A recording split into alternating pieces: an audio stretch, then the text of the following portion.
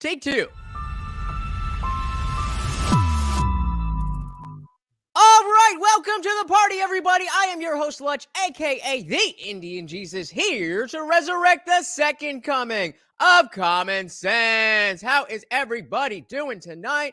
Want to give a quick shout out to the replay gang. Thank you so much for coming back, even though you missed the live party, which of course is the best part. You're still going to enjoy this, but make sure you are here every Monday, Wednesday, Friday, 8 p.m. Eastern, and sometimes whenever I feel like it. I'm going on day 5 straight of streaming live, so hit that subscribe button, ring the bell, and you will never, ever, ever miss another Indian Jesus live party. And also, before we begin, a shout out to the sponsor of the stream, MySickShirt.com. Whatever your persuasion, they've got something for you. And of course, the only place to get your very own The Indian Jesus merch, only at MySickShirt.com. All right, who we got in the building? Traditionalist is here. Thank you to the early gang. What's going on, buddy? Everybody should be joining us shortly. Like I said, this is day 5 in a row for me of being live here. Some of you, it's day 5 being here with me as well. So shout out to you.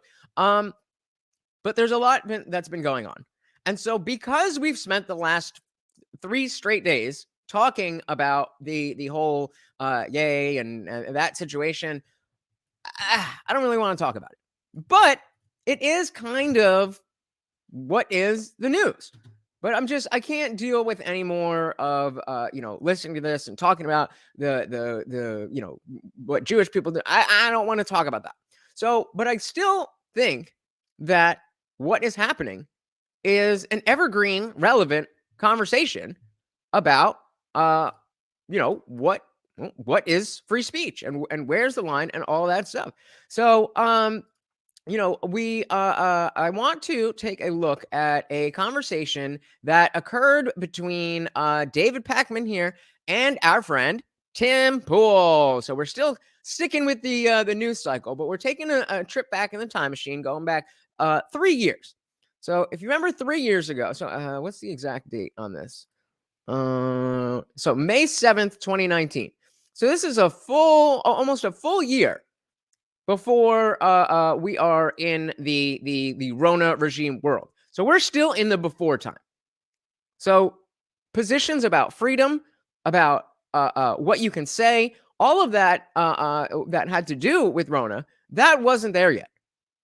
So I thought it would be interesting to take a look at what they were talking about. The debate is specifically titled "Tim Pool versus Pakman on identity politics."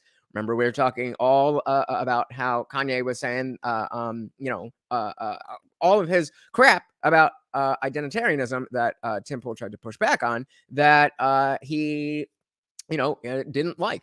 Hey, we got Vincent in the building. What is good?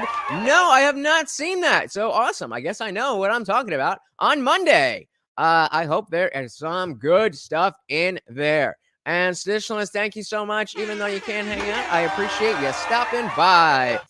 I have not seen that. So I'm very excited to take a look at that. I was doing some research for this, so I guess we'll dive into that in the after show. Link to the Discord is in the description.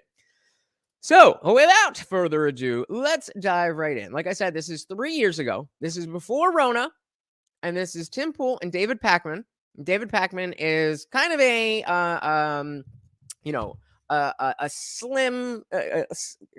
slimy kind of leftist dude. I don't really like him. I had followed him for a little bit, but I don't like the way that that he speaks. I don't like the way that he talks about things. I mean, he's not a bad person or anything. But well, there's a reason why everybody goes live at 8 p.m. Eastern, because that's prime time. So, I'm never going to pull the audience away from there. But, there's always somebody going on. So the fact that you guys are here again means so much more to me.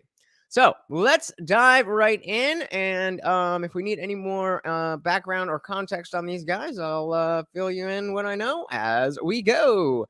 As always, you guys know the sound on StreamYard can sometimes not be great. So if you can't hear the video, please do let me know. We could potentially start there. So I guess, Tim, to begin with, like, what are we doing? How did this all happen, and why are we even talking today? Because we had sort of like a Twitter, I don't even know if it was a disagreement, but we had a conversation on Twitter that this.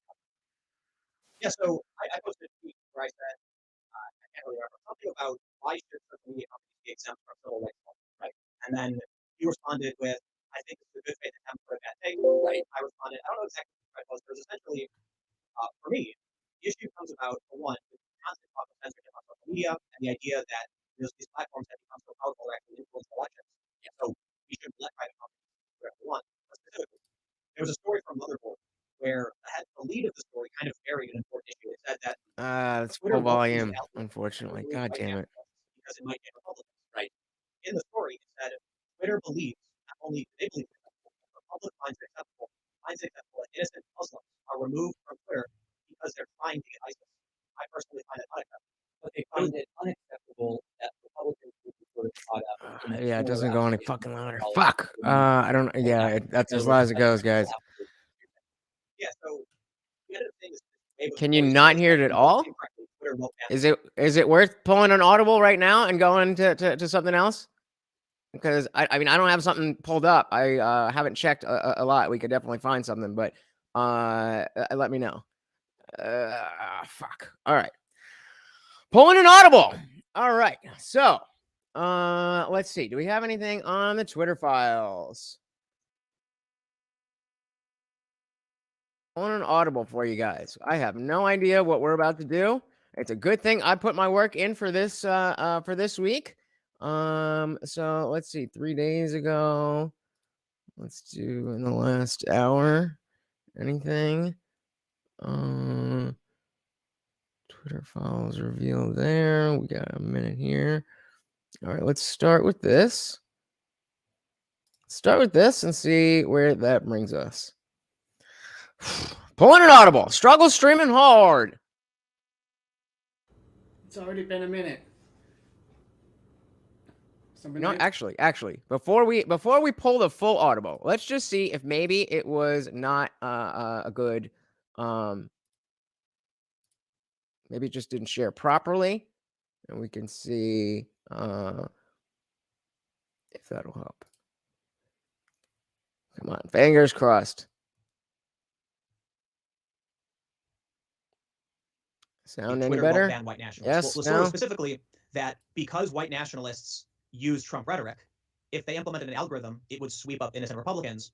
And Twitter said it was one Twitter employee, I might add, because Twitter's denying this. But the employee said the public wouldn't accept that, so we're not going to do it. And then, so that's their opinion, so to speak. It was one employee, and I think we should be careful about stuff like that. But what do you guys think? If this one employee is to be taken at face value, he straight up said that Arab language broadcasters and Muslims will get banned arbitrarily by algorithm. I don't think that's okay. Arbitrarily, maybe incorrectly. In other words, there will be false positives, I guess is maybe a more accurate way. Hey, all right. Thank you. Some people in ISIS use similar language to regular Muslims. It's going to negatively impact everybody. And so let's just take a minute because I was really scared there. I don't know what happened. I told you, sometimes StreamYard is wacky with the sound. So I was sweating bullets. We definitely are going to talk about Twitter files next show, but I was not prepared for that. The thumbnail, title, all of that stuff. So we are going to stick with this. But don't worry, we will get into that stuff. This isn't really a breaking this right now. We're at 125. So we just knocked it up a little bit. The fact is I wanted to keep the conversation relevant to what's going on with everything without having to rehash all of the Kanye stuff. So there we go. All right, let's back it up a little bit. They were talking about how they got into a Twitter beef. And they find it unacceptable. But they find it unacceptable that Republicans would be sort of caught up a little bit back. Why should social media companies be exempt from civil rights law? Right. And then you responded with, I think this is a good faith attempt, but a bad take. Right. I responded, I don't know exactly what the thread was, but it was essentially, for me, the issue comes about, for one, with the constant talk of censorship on social media and the idea that these platforms have become so powerful, they're actually influencing elections. Yes. So we shouldn't let private companies just do whatever they want. But specifically, there was a story from Motherboard where the lead of the story kind of buried an important issue. It said that Twitter won't use an algorithm to remove white nationalists because it might get Republicans. Right. In the story, it said Twitter believes, not only do they believe it's acceptable, but that the public finds it acceptable that innocent Muslims are removed from Twitter because they're trying to get ISIS. I personally find it unacceptable. But they So that's the initial take that Tim had. That, hey, we got the Mikey story in the building. What is going on, brother? Glad to see you. What he said, there's a difference between the right to free speech and what you can say, and not on a platform that has their ways and rules to what is acceptable and not. I completely agree, and that is exactly what I want to parse out here, because I very much I changed my opinion on what the influence of Kanye's words were from the time he was on Timcast to the time that I heard. And I haven't watched the whole thing, nor do I really plan to. Of the Alex Jones rant, but just going full nerdsy. You've lost me. I don't think that means that he should be deplatformed. But I do think that exactly what Mikey is talking about here is exactly what we're doing here. So welcome, Mikey. Welcome. And guys, if you haven't already, please do hit that like button. That would be amazing. So yeah, they are saying that the Twitter was saying, on the one hand, if we try to get rid of white supremacists, we're accidentally going to get rid of normal Republicans because of the wording, and that's okay. But they were saying, in order to get rid of ISIS, we're gonna accidentally, in a similar context, get rid of innocent Muslims, but that's not okay. And so Tim was just saying that is not, that's inconsistent. they found it unacceptable that Republicans would be sort of caught up in a similar application of a policy to remove white nationalists. In other words, it's not an equal application, you're saying. Yeah, so we ended up seeing this wave of stories where they said, incorrectly, Twitter won't ban white nationalists. Well, the story was specifically that because white nationalists use Trump rhetoric, if they implemented an algorithm, it would sweep up innocent Republicans. And Twitter said, it was one Twitter employee, I might add, because Twitter's denying this. But the employee said the public wouldn't accept that, so we're not going to do it. And then, so that's their opinion, so to speak. It was one employee. Well, that's just your opinion, man. Stuff like that. But if this one employee is to be taken at face value, he straight up said that Arab language broadcasters and Muslims will get banned arbitrarily by algorithm. I don't think that's okay. Arbitrarily, maybe incorrectly. In other words, there will be false positives, I guess, is maybe a more accurate way to say it. Sure. Yeah. Right. And real quick, guys. So since the volume is a little bit lower on this video, even though thankfully it is back, I'll try to keep the mic a little bit further so you can just turn your TV up. And I can't promise, but I'm going to try my best to not do a straight into the mic. Is it though? So that should hopefully help with the volume disparity. Citizen says, perhaps there should be some sort of downvote system, not for individual comments, but for accounts themselves, or an asterisk with warning may contain fake news or whatever. But they already have that on other platforms. They have, even on YouTube itself. They have, if you bring up a certain thing about, elections, they'll say, get verified election info here. If you talk about Rona, they have that. They have the might be misinformation on Twitter as well. The Luke from Timcast, he says on his profile, before you even follow him, they're like, are you sure you want to follow this dude? So I'm going to try. I can, no promises, but I'm going to try. So they already have this. And then that gets to back to the same issue of who is determining who gets the asterisks. And so the downvote system may, maybe something that is viable in some context, but they just remove dislikes. So we can see that people were using that as a tool, not to legitimately say, oh, this is one video that I happen not to disagree with, but, oh, I hate this guy, so I'm going to down like and spam his video. So I get where you're coming from. The downvote system, like on Reddit, is probably got something that they could pull from. But I don't like the warning may contain fake news. Stitches goes on to say, on one side, everybody should have the right to make a fool out of themselves. Absolutely. But on the other side, some people are too hard-hearted to figure out for themselves whether somebody is a fool or not. And again, this is another thing I very much agree with. But I don't think that the solution to this is offloading the responsibility to be able to figure that out on the government. If you need to individually develop the skills to be able to tell when somebody is leading you astray. If somebody's a fool and you get fooled, you too are a fool, and you will be shown to be a fool when you are platformed, when we can hear what you have to say, and all that. Exactly as we saw with Ye and Alex Jones. I mean, to a T. I'm at that on simply Timcast. because some people in ISIS use similar language to regular Muslims, it's going to negatively impact everybody. And so I guess the point I was trying to make is under the broad interpretation of Section 230 and using additionally a First Amendment argument, social media companies, online services are exempt from civil rights law. I mean that it sounds as bad as it is. It's mind blowing to me. Okay, so let's work up to that if we can. Agreed, so Mikey. And even maybe just to set the stage, and then in a second we'll get to what parts we do agree on, and then maybe that'll help us figure out where we might disagree. If people don't know you, like, what are your politics? How should people be sort of thinking about your politics in the context of this conversation? So before he goes on to that, they're bringing up Section 230. I want to, actually, let's actually do it because I am familiar with what Section 230 is, but I want to make sure we have a full understanding, both myself as well as you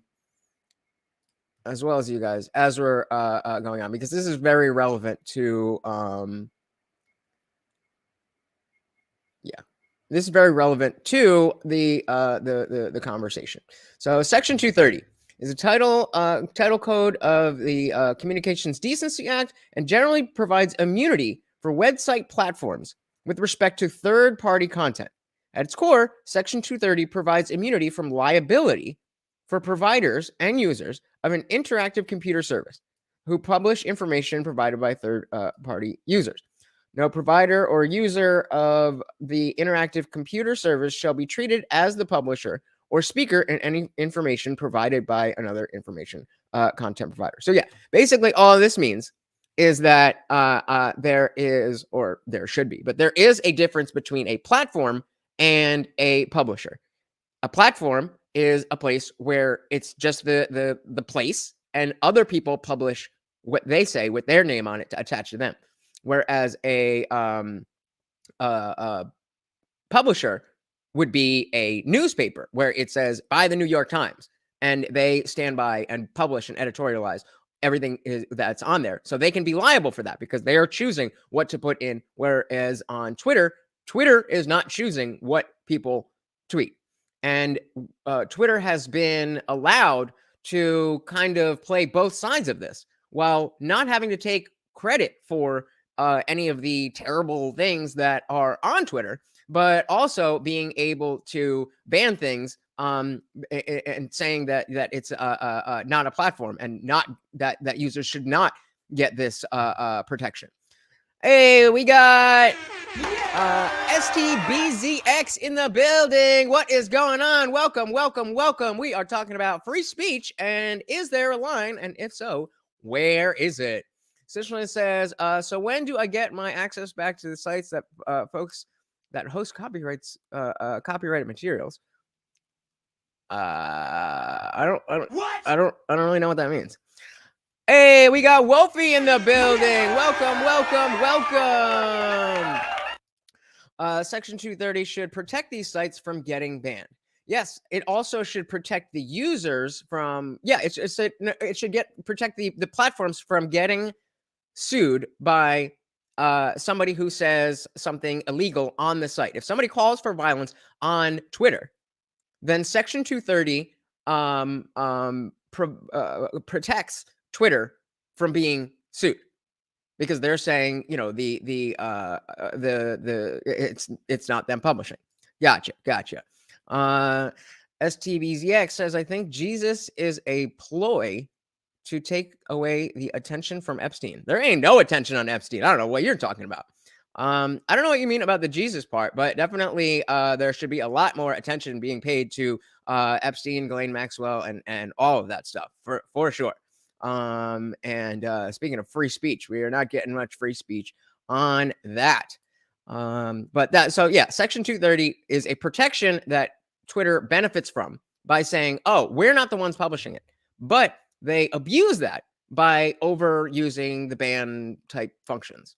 I guess no one believes me, but that's okay. I think I've always been kind of a social liberal. I was a fervent Bernie supporter in 2016, but I have definitely moved a little away from Bernie for several reasons. Right now, I said shit. Me too. Remember, this was 3 years ago. I'm currently supporting and have donated to Tulsi Gabbard and Andrew Yang, but I am very, very anti-democratic establishment. And admittedly, I am not, like, when it comes to, I think for your audience, I've made maybe like 2 to 5% of my videos directly at Trump and about what Trump has done. Okay. I do regularly say bad things about Trump, but I think my focus is very much on what I see as the Democrats are moving in a dangerous direction. Not that I think the corporate centrist types like Biden and Hillary are any good, Right. but I'm seeing what I feel culturally is a dangerous progression on the left towards regressive authoritarian. There's the tribal word regressive, and so I'm very much focused on how the media manipulates how. But you know, I don't want to get too much into that. I suppose my politics are rather center left in a lot of ways, and for there's 2 reasons why I'm actively supporting Tulsi and Andrew Yang. Okay. For one, remember this as. Of course, now he became somebody who ended up voting for Trump in 2020.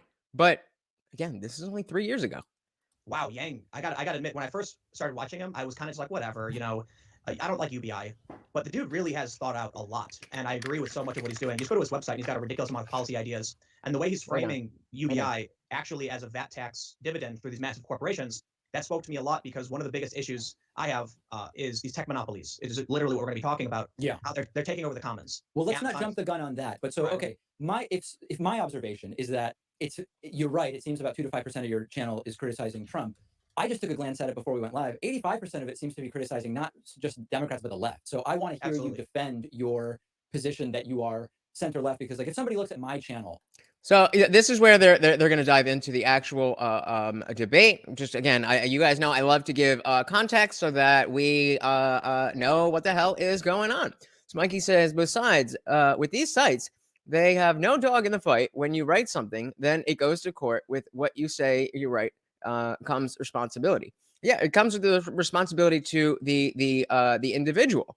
And so because of that, because Twitter's protected, then Twitter should just, it's as long as the speech follows the law of the land wherever you're tweeting from, then that's what it should be. Now, of course, private company, they can do whatever they want, but when you're in cahoots with the government to the level they are, then you don't really get that the private company, they can do whatever they want argument. It's obvious that I'm on the left and I'm a progressive. If you look at just my last 10 videos, my last 20 videos, my last 100 videos, whatever, when I pulled up your channel, I see Republicans push laws to end censorship, pro-Republican story. Facebook's purge of the right has begun. Is that pro-Republican? I think it is. I mean, well, so let me get to that in a second. That was a great catch. That was a great catch. That was a great catch. Because the headline was talking about ending censorship. It's like pro-Republican. Wait a minute. Ending censorship is pro-Republican? Good catch, Tim. So conservative news added to blacklist. Conservatives are the victims. Leftist activists, not establishment Dems, but leftist activists force MasterCard to vote on banning the far right. The far right is the victim. Antifa planned armed disruption of U.S. border. It's the left that's causing violent chaos at the border. Censorship backfires on far left. Of course, far left is not establishment Dems. So what if you don't see what Pacman is doing here as somebody who is much further left than Tim? He's trying to portray Tim as a grifter. He's trying to portray Tim as somebody who comes out to be this centrist liberal type that and again, we're talking about 3 years ago, so now he probably wouldn't even want to be associated with that. But at this time, he was the milk toast fence sitter centrist guy. So what Pacman is doing is trying to bring up these things, saying, well, you say you're about this, but actually all you do is talk about this. So let's see where it goes. Let's see. Oh, come on. Another hate crime hoax exposed. That's, I mean, the hate crime, that's less politically, overtly political. Mueller report provides media, proves media is a fake news trash fire. Mostly a story being parroted by the right, although there are enclaves on the left that are saying that. So my view, Tim, is, and we've known each other for years, and this is not, this is just my assessment of what's on your channel, that about 85% of your content is going after the left. And I totally get criticizing the left from the left. Like I do that as well. But the overall selection is selection of stories that to me seems as painting the right in a good light or as the victims, and choosing to go after relatively insignificant enclaves of the left. Tell me I'm wrong. So I haven't watched. I skipped through this. I have no idea what Tim's about to say. But as somebody who found him around this time, maybe a few years earlier than that. Now that I'm thinking about it, time goes by, man. But as somebody who was a follower of Tim at this time, I would imagine that he would say, well, shouldn't we, piggybacking on what Pacman said, that, well, of course I'm on criticizing left. I'm part of the left. I want this to be better. That I would imagine he would go somewhere like that. Well, no, the way you see it is the way a lot of people see it. I think you have your opinion, your view. I'll psychoanalyze myself for a second, and I think for me, I was kind of, growing up, kind of ostracized by a lot of the establishment and main left. But more specifically, again, to psychoanalyze myself, I've gone through a period where all of the attacks I receive and everything that tries to ruin my life is coming from this one group of left-wing individuals for a specific purpose. For me, when I was younger, and the things that I cared about in politics which wasn't much, but the biggest thing I could remember was Laura Bush and the parental advisory stickers, and how music was any kind of rock music, metal music was the devil. And because I was, young, then that's what mattered to me. So the religious right was the group that was giving me the most flack. Now, as I've gotten older and the religious right doesn't have as much power, then it's the establishment left that has become the one that is more of a problem for me. So I said I shouldn't spend my money on hookers and blow, but if I so desire, you shouldn't hold the Fed responsible for the fact that I'm using dollars to do so. Yeah, I mean, What? I don't disagree with that. Yeah.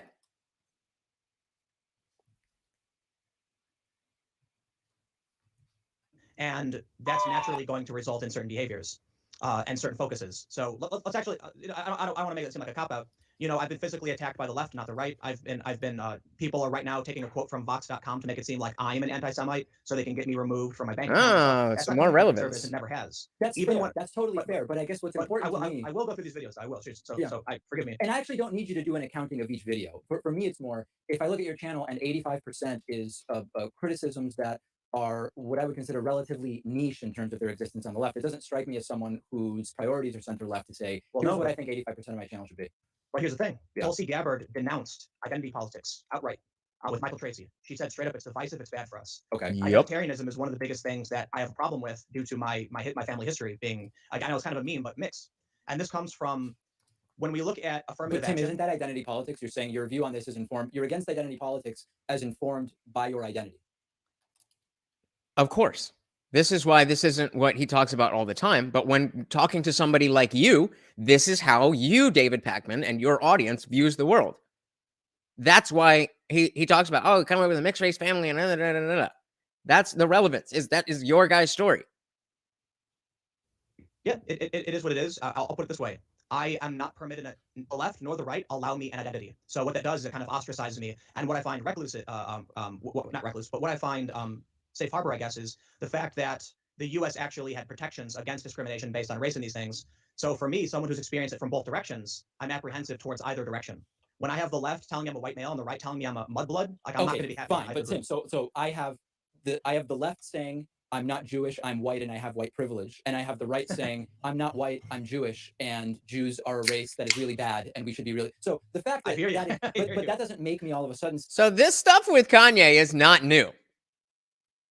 I don't think anybody, I'm not saying anybody thought it was, but it's not like Kanye is coming out with hell yeah, I agree with Mikey on that.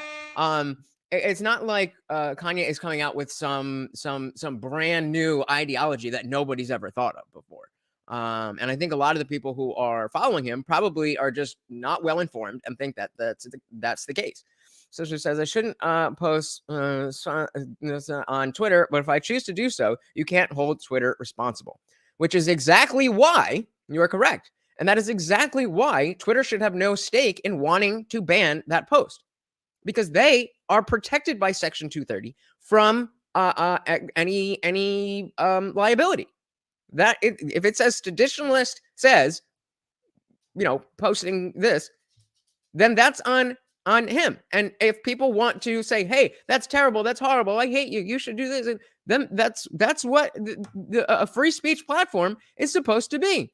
Hey, we got JR in the building. What is good, brother? Welcome. We are trying to stay on topic with the news with Tim and Ye and free speech without oversaturating the exact events that have happened, especially since we talked about it so much already. But welcome. So they're just giving a little bit of background on where their stances are, and then they're going to get into the meat of identitarianism, free speech, and deplatforming. Welcome, brother. Say, I'm going to do 85% of my videos and criticize the left. You know what I mean?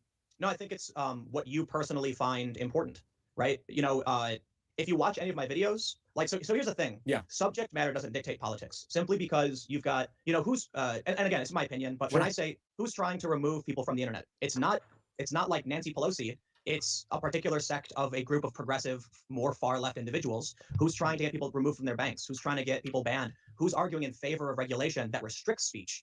It's not talking about banks way before this was a story about, if you only if you talk about the Jews, then they're going to debank you. Not conservatives, and it's not moderate Democrats. Okay, but a lot of your stories don't relate specifically to that issue. But let's not belabor it. I do find it sort of interesting, though, that in the same sentence that you said you're against identity politics and that's why you like Tulsi, you made an identity politics argument based on your identity, which strikes me as a contradiction of sorts.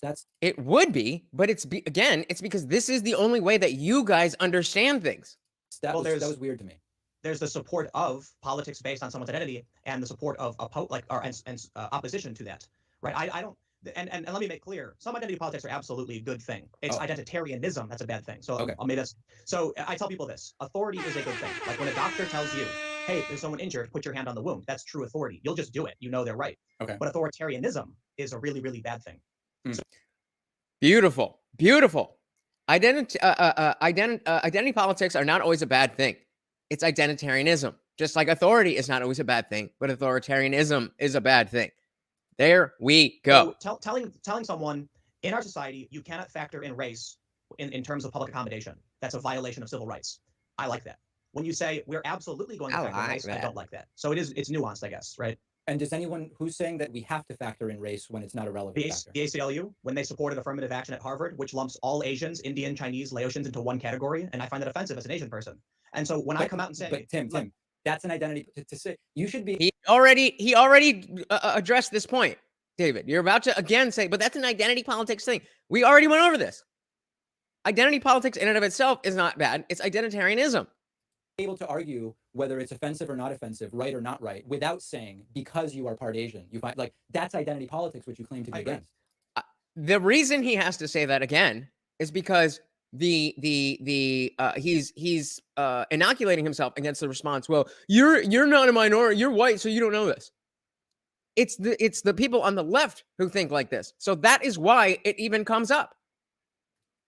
Like it says, however, with Twitter and certain sites, they do say in the terms they reserve the right to regulate any posts they feel deemed. Again, I as a private company, you should be able to do that. But if you are doing that as a private company, then you should not get the protections of Section 230. If you're going to be a publisher and decide and editorialize what is on the site and what is not on the site, because by blocking some things and not blocking others, you're implicitly saying this is okay and that is not okay. That is editorialization. If you are going to editorialize, then you are a publisher. You are not a platform, and therefore, then if a specialist does this, and you want to be able, as Twitter, to ban this, that, and the other, then when seditionalists post this, then Twitter should be held responsible because they were the ones who let it up. But that's not how it works. They get their cake and they eat it too. Dan says, long as Twitter is banning, suspending, and so on, as long as Twitter is banning, suspending, and so on, Twitter is a publisher and therefore responsible for tweets. It's only if they don't ban, suspend, and so on, they are not responsible for users' tweets. Correct. So well, kind of correct. It has to do with the editorialization. So if they are deciding this can go up, that can't go up. We already have laws around speech. It is already illegal to pose a threat against somebody. So if you were to do that and Twitter remove that, they could still remain as a platform and not a publisher. But they get treated as a platform, getting the Section 230 protections, but they act like a publisher by editorializing and saying, we're going to delete this, we're going to block that person, we're going to throttle this person, we're going to push this person. If you are doing that, you are a publisher, not a platform.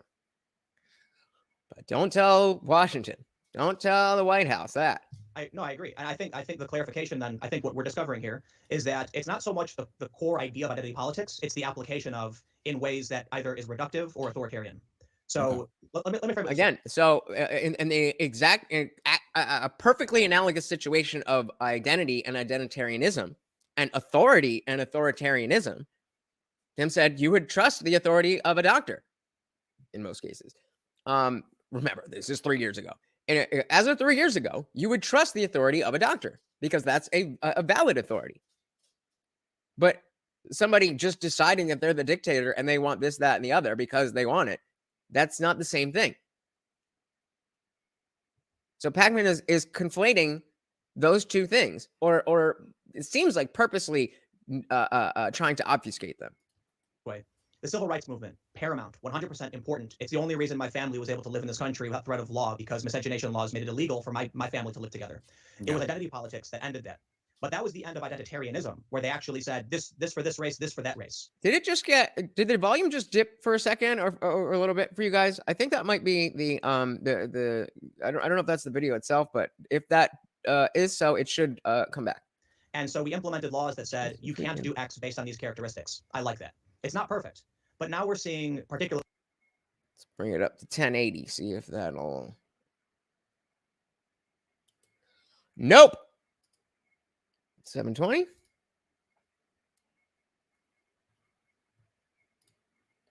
Particularly, I think it's Harvard, where there's this really common idea of all race is one thing, and that's just not true, right? So but that's totally separate from identity politics. So I think we're clarifying the issue in that case, then, okay, right? So if I think to reduce it to simply identity politics is more of a tribal signifier. Like if I say to certain people identity politics, they nod and they understand, and I think what you're bringing up, it's actually really important because we're seeing how language kind of divides us more. Well, yeah, Mikey, you're absolutely correct. That is the issue. That is absolutely the issue. They are not a publisher because they are not publishing these tweets, yet they are getting the ability to act as a publisher in the editorialization by banning, suspending, throttling, all that kind of stuff. That's the problem. All I'm bringing up is that twice now you're in the context of saying you're against identity politics. You brought up your. No, twice now he said he is against identitarianism. You got to listen, David. Identity as the basis for why you feel the way you do, which seems to me like identity politics. And so, I guess to clarify, I think it's wrong to judge people based on the color of their skin, and we should judge them based on the content of their character. Okay. So, to me, to my interpretation of identitarianism, based on its root definition as identity-based government, would be the government saying this for this race, that for that race. That to me is wrong. Okay. So when you see like certain groups advocating that we should factor in race for college admissions, I think that's wrong. I think we should judge individuals based on who they are, and one of the reasons for this is that it doesn't matter what your skin color is. It doesn't matter if you're gay, straight, trans, or whatever. You can be rich or poor. And if we start acting like the true signifier of someone's capabilities or someone's privilege is what color their skin is, that's when things are devolving into overt racism, because you're going to have particularly wealthy, say Indians, millionaire, high caste individuals who come to America and claim that the middle class working family who's white has more power than they do. Okay, seditionalist. So fair question. What is the difference? What is the difference between editing and moderating in the context of those Section 230 protections? Because the protections come from being a publisher, and being a publisher means that you are choosing what is seen and not seen. You are choosing what is seen and not seen. So the New York Times is a publisher, but it's not the New York Times that publishes an article. A journalist will publish an article under the name the New York Times. But if that article is wrong or whatever, the New York Times, the company, is still held to account because they are they're editorializing, they're regulating. By regulating it, it is not just a platform here. Here's a place, and you guys do the things. If you guys just like remember, Twitter is the digital public square. So if we're looking at the public, a non-digital public square, then what is a town square? Literally just a place where people can go and say whatever the fuck they want to say. So if the government was going to the park and saying, you're not allowed to say this, or you can say that, but you got to turn the volume on your microphone down to a 2. Well, the other people talking about the thing that we like can bump that up to 11. So what exactly is the difference between editing and moderating as it's relevant to Section 230? Like I said, it's more like they are regulating because they need to make a judgment on if it's for security, reputation, or protection. Fair enough, but then you don't get the protections of a platform. Then you are a publisher. You can't have your cake and eat it too. That's fine. If you want to be a private company, just like the New York Times, just like the Wall Street Journal, where you don't get to, they absolutely regulate what you see. But that's why they don't get those protections. That's why if something's in one of those journals, then they are held liable. And this argument starts getting that's precisely the issue. Yeah, well, we can find counter examples where the more prominent historical narratives aren't true, but I think we need something stronger to make a sort of broader indictment of what policy might be. But because we're kind of now getting into what we were originally going to talk about, so let's explore part 1 of censorship and discrimination, etc. All right, so that's the context. These are who these guys are. If you don't know them, very well, that's really all you need to know to understand where they stand on these issues as they continue to talk about. There are identity elements that are protected classes under the law. Some of them are protected under the 1964 Civil Rights Act. So I believe, going from memory, race is protected under the 64 Civil Rights Act. I believe nationality comes from the 1964 Civil Rights Act, and some others. There are others, like, for example, age. Age is a protected class on the basis of the Employment Discrimination Act of 1967. The exact origin of each category doesn't matter so much as the point that this is what the law currently says. Is that something you are in agreement with, or do you think those laws are problematic? Civil rights protections? Yes, on the basis of the categories I listed. I don't want to be reductive, but I would say at first glance, absolutely, civil rights, expanding them even. I think, like the Equality Act, for instance, important, but I often bring up the caveats that we have to be careful about because we're trying to protect everyone's rights, and we have to make sure we don't overlap in certain areas, like That's actually an important point that I don't want to blow by. That we are looking to protect everyone's rights, and so in that, there's going to be certain conflicts where somebody wants to express their freedom, and somebody else doesn't want that freedom to be expressed. Everybody can't get everything that they want. So the issue is trying to balance that. And it's just my contention that Twitter and social media in general has done a bad job of that balance. Like it says with your example in the New York Times, if someone writes a bad article, they get sued, not the New York Times. Are you sure about that? And I don't mean that condescending way. I'm genuinely asking because I'm pretty sure. Well, I mean, and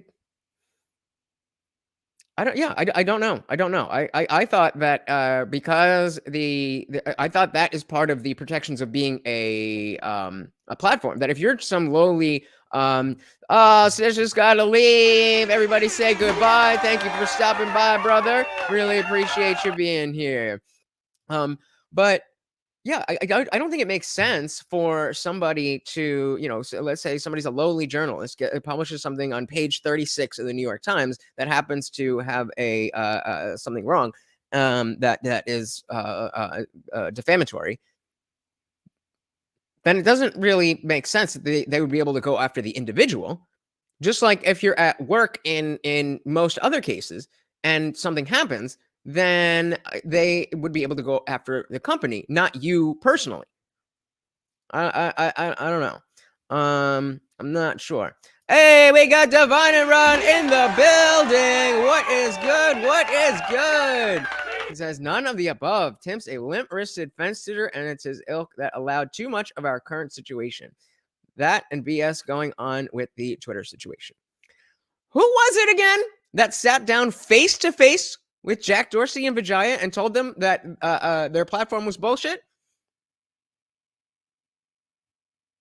Who has it that's been talking about, hey, if we keep letting the platforms act like this, then we're going to head into a civil war?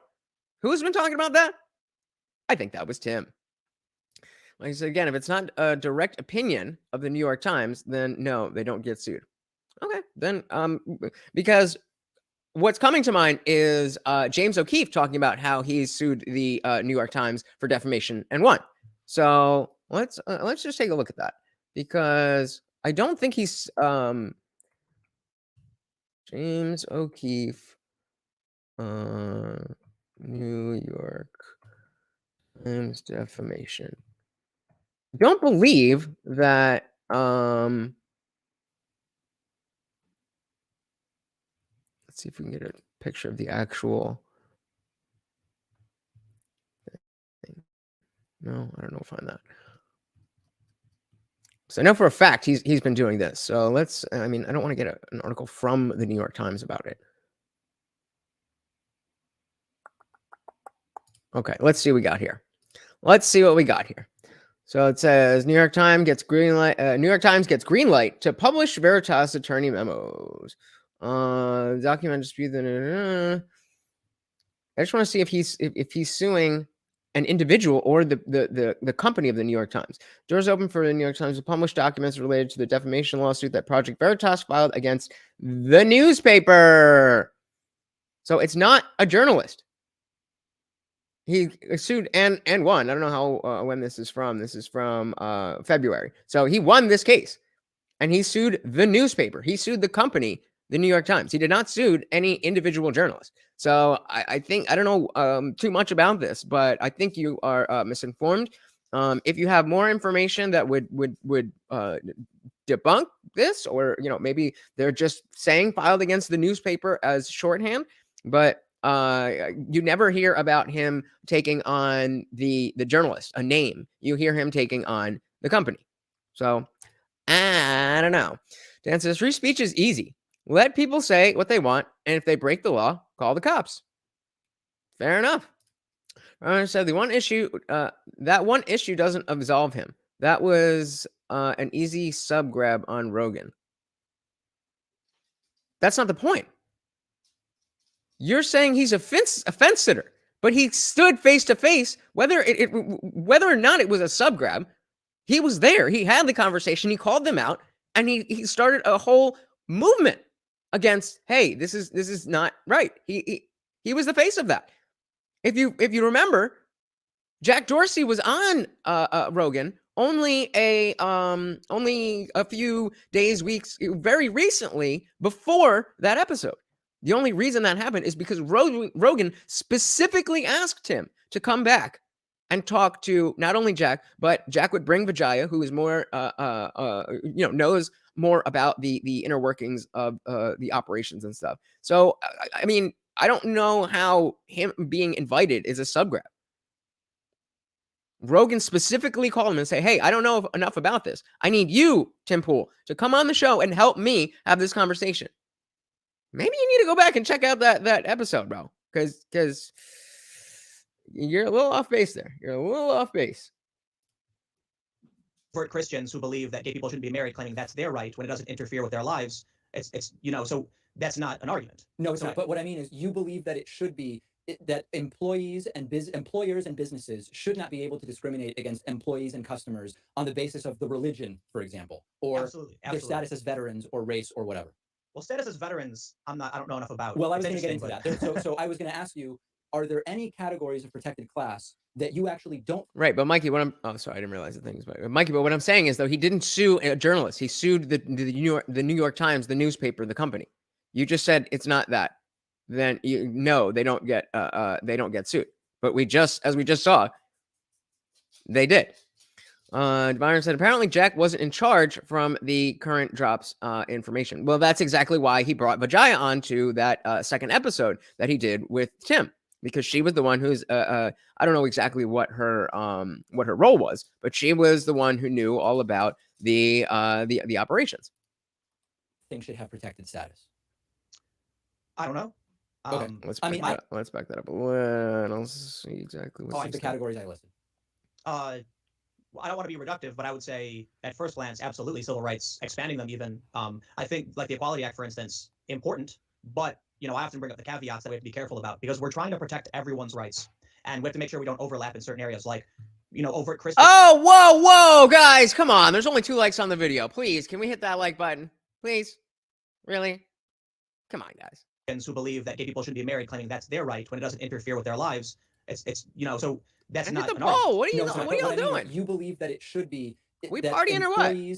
Employers and businesses should not be able to discriminate against employees and customers on the basis of the religion, for example, or their status as veterans or race or whatever. Well, status as veterans, I don't know enough about. Well, I was going to get into that. So I was going to ask you, are there any categories of protected class that you actually don't think should have protected status? I don't know. Okay. I mean, I have 2 that I'll bring up. There's 2 that for me are question marks, and I'll tell you why. One is religion, and I go back and forth on it for the following reason. On the one hand, so he's saying religion should not be a protected class, which my ears have perked up. We have a country where freedom of and freedom from religion is a very important characteristic of how the country was established. So to say religious belief or lack of religious belief should not be protected, it seems problematic to me in some ways. On the other hand, religion is self-professed. Now, you can say if you're born into a Catholic family, to choose not to be Catholic anymore is different than to be born agnostic. Thank you so much for the likes, guys. I really do appreciate it. Like I say all the time, that's the biggest thing that helps. So thank you. To choose to and Mikey, yeah, you're definitely right about this, but about this point. But you said that the company cannot get sued, and we debunked that. Continue being agnostic. But religion is self-professed, and on that basis, I do have a question mark around whether religion should or shouldn't be a protected class. I love that we're taking a look back in time.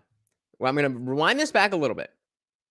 And what he said is religion is self-professed and therefore shouldn't be a protected class.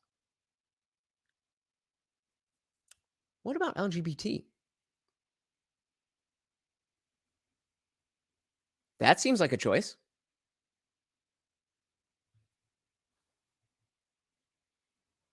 I wonder if he would say that LGBT should not be a protected class.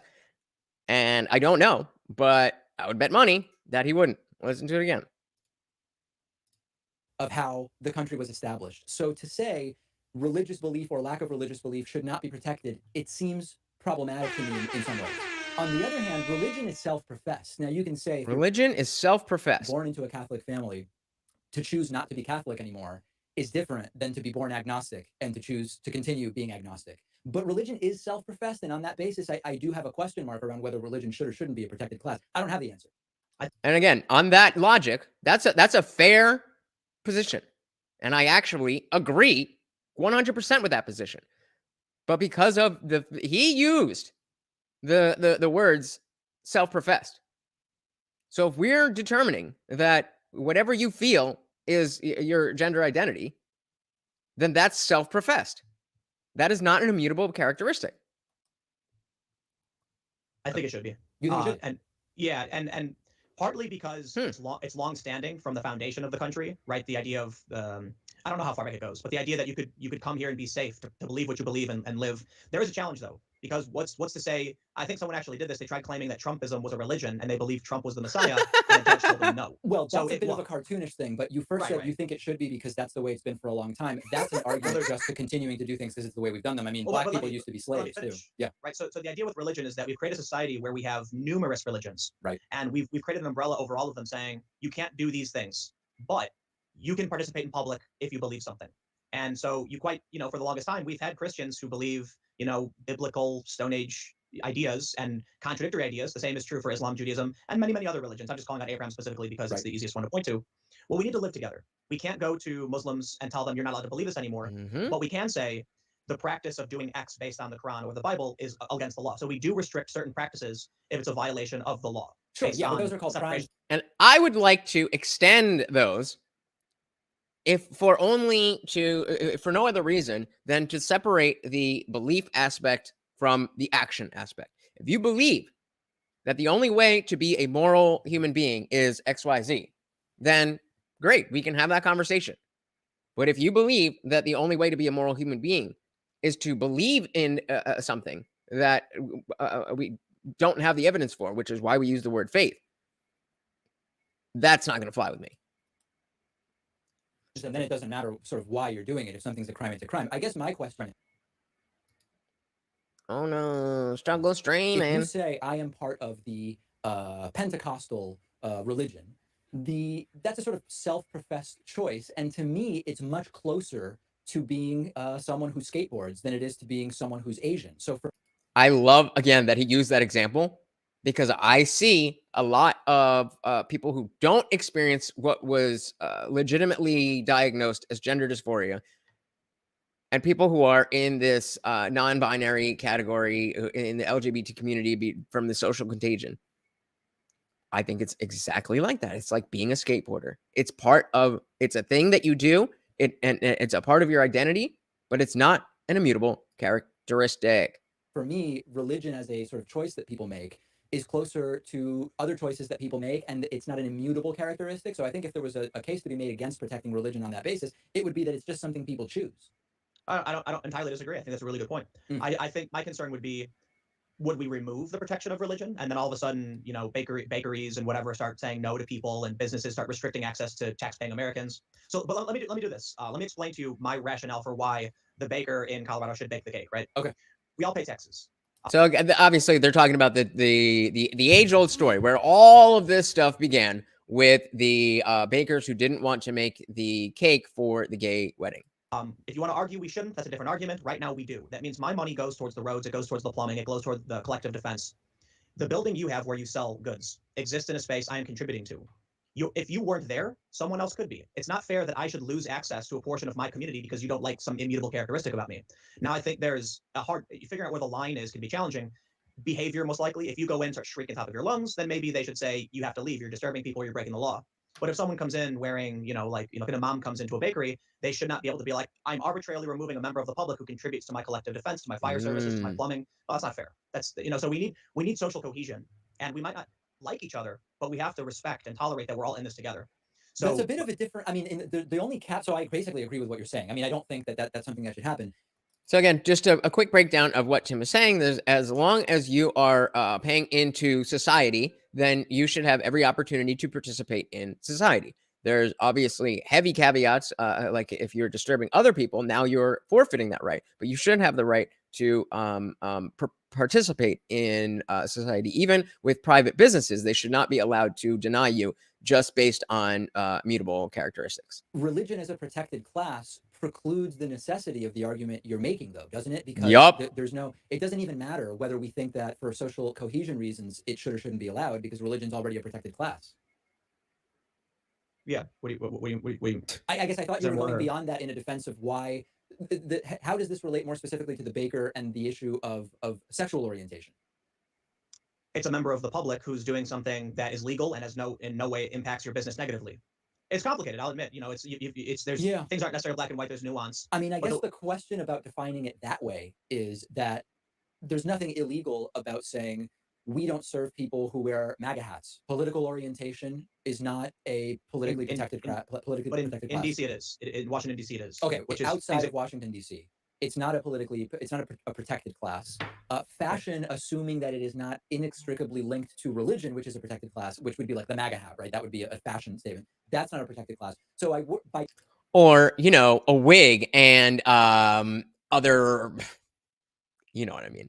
Hey, we got I am in the building. Yeah, this was always my position, is like, why was this even a thing? Why was this even a thing? Just go to a different bakery. That doesn't excuse, if you believe that the bakers were wrong, and there's no excuse.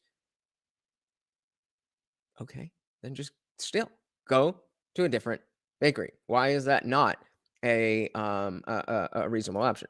Myron said you should always be able to refuse service. That would be a different story if it was a Muslim bakery, right of association. Well, yes, it is complicated. It is complicated. You should be able to refuse right of service, but that notion comes with there should be a reason, but we can't list every reason. There's going to be something that we didn't think of that puts you in a position as the proprietor of whatever business to reasonably want to refuse service. But that reason can't be your religion, your gender, any of that stuff. Meg says you can't expect everyone to have the same values, especially with religion. Exactly, and that is why it does not belong in politics. Let MAGA, yeah, let MAGA shop someone else, or make your own. Yeah, I mean that's a good point too. If you, I was gonna make a bad joke there, but I'm not going to. But let's just leave it. Definition. You also wouldn't be able to ask someone to leave because of their political affiliation, which is legal currently outside of Washington D.C. Is that something you would want to see changed? Potentially, and Really? it is complicated. So I'll explain.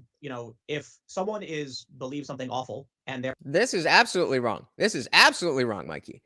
If you're a bakery and you sell cakes, but you're saying I have this product, I am able to provide you within the structure of this business. This is what we do. This is what we sell.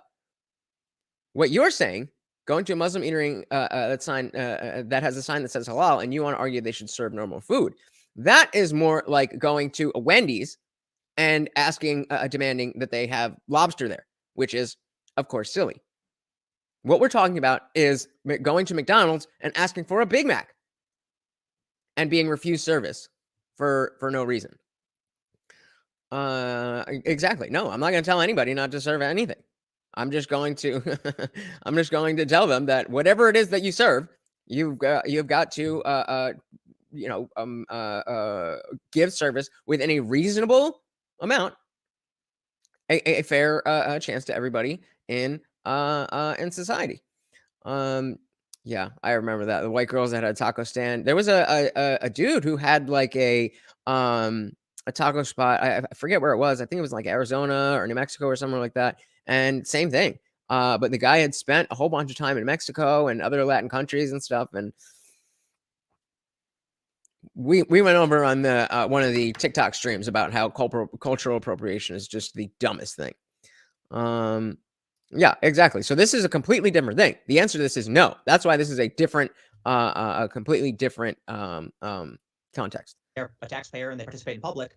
I don't see what your argument is to remove someone arbitrarily from your business if they're not doing anything. Listen, I'll put it this way. The argument is private corporations are simply allowed by the law. You got to change the law if you don't want them to be able to do that. They're allowed to kick anybody they want out. Assuming they're not doing it on the basis of a protected class. Yeah, that's how it works. Right. Those signs. Exactly. So assuming they're not doing it on the basis of a protected class. So you have the right to refuse a service, but there are these protected classes.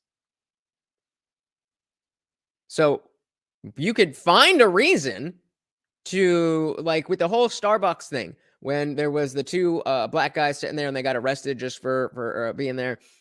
Like you can find a reason to refuse service, even if in your head it's because of who they are. You just can't say that,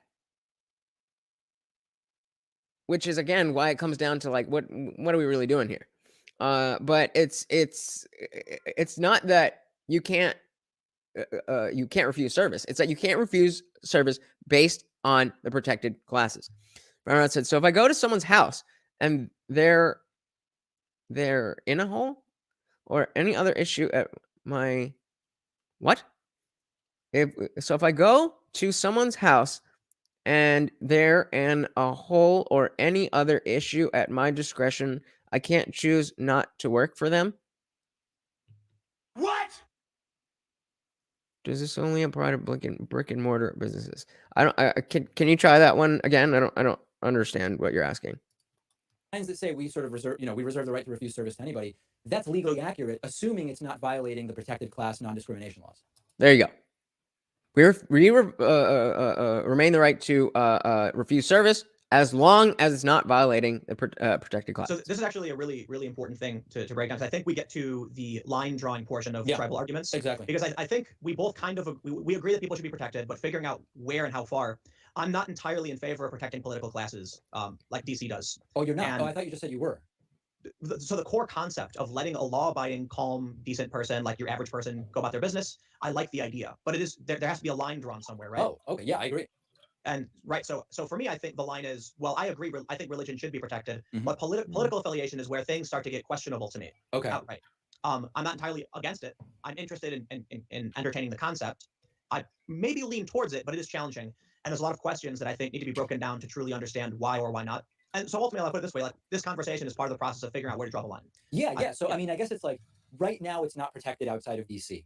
So if we want to go in the direction of saying any potential, I don't even know the right word to use, it's kind of difficult. I guess we're calling it a potential or actual customer or like patron of a business. Right. Yeah. Divine right. Exactly. So if you're refusing service because they're an asshole, then the protected class thing doesn't come into play because that's not why you're refusing service.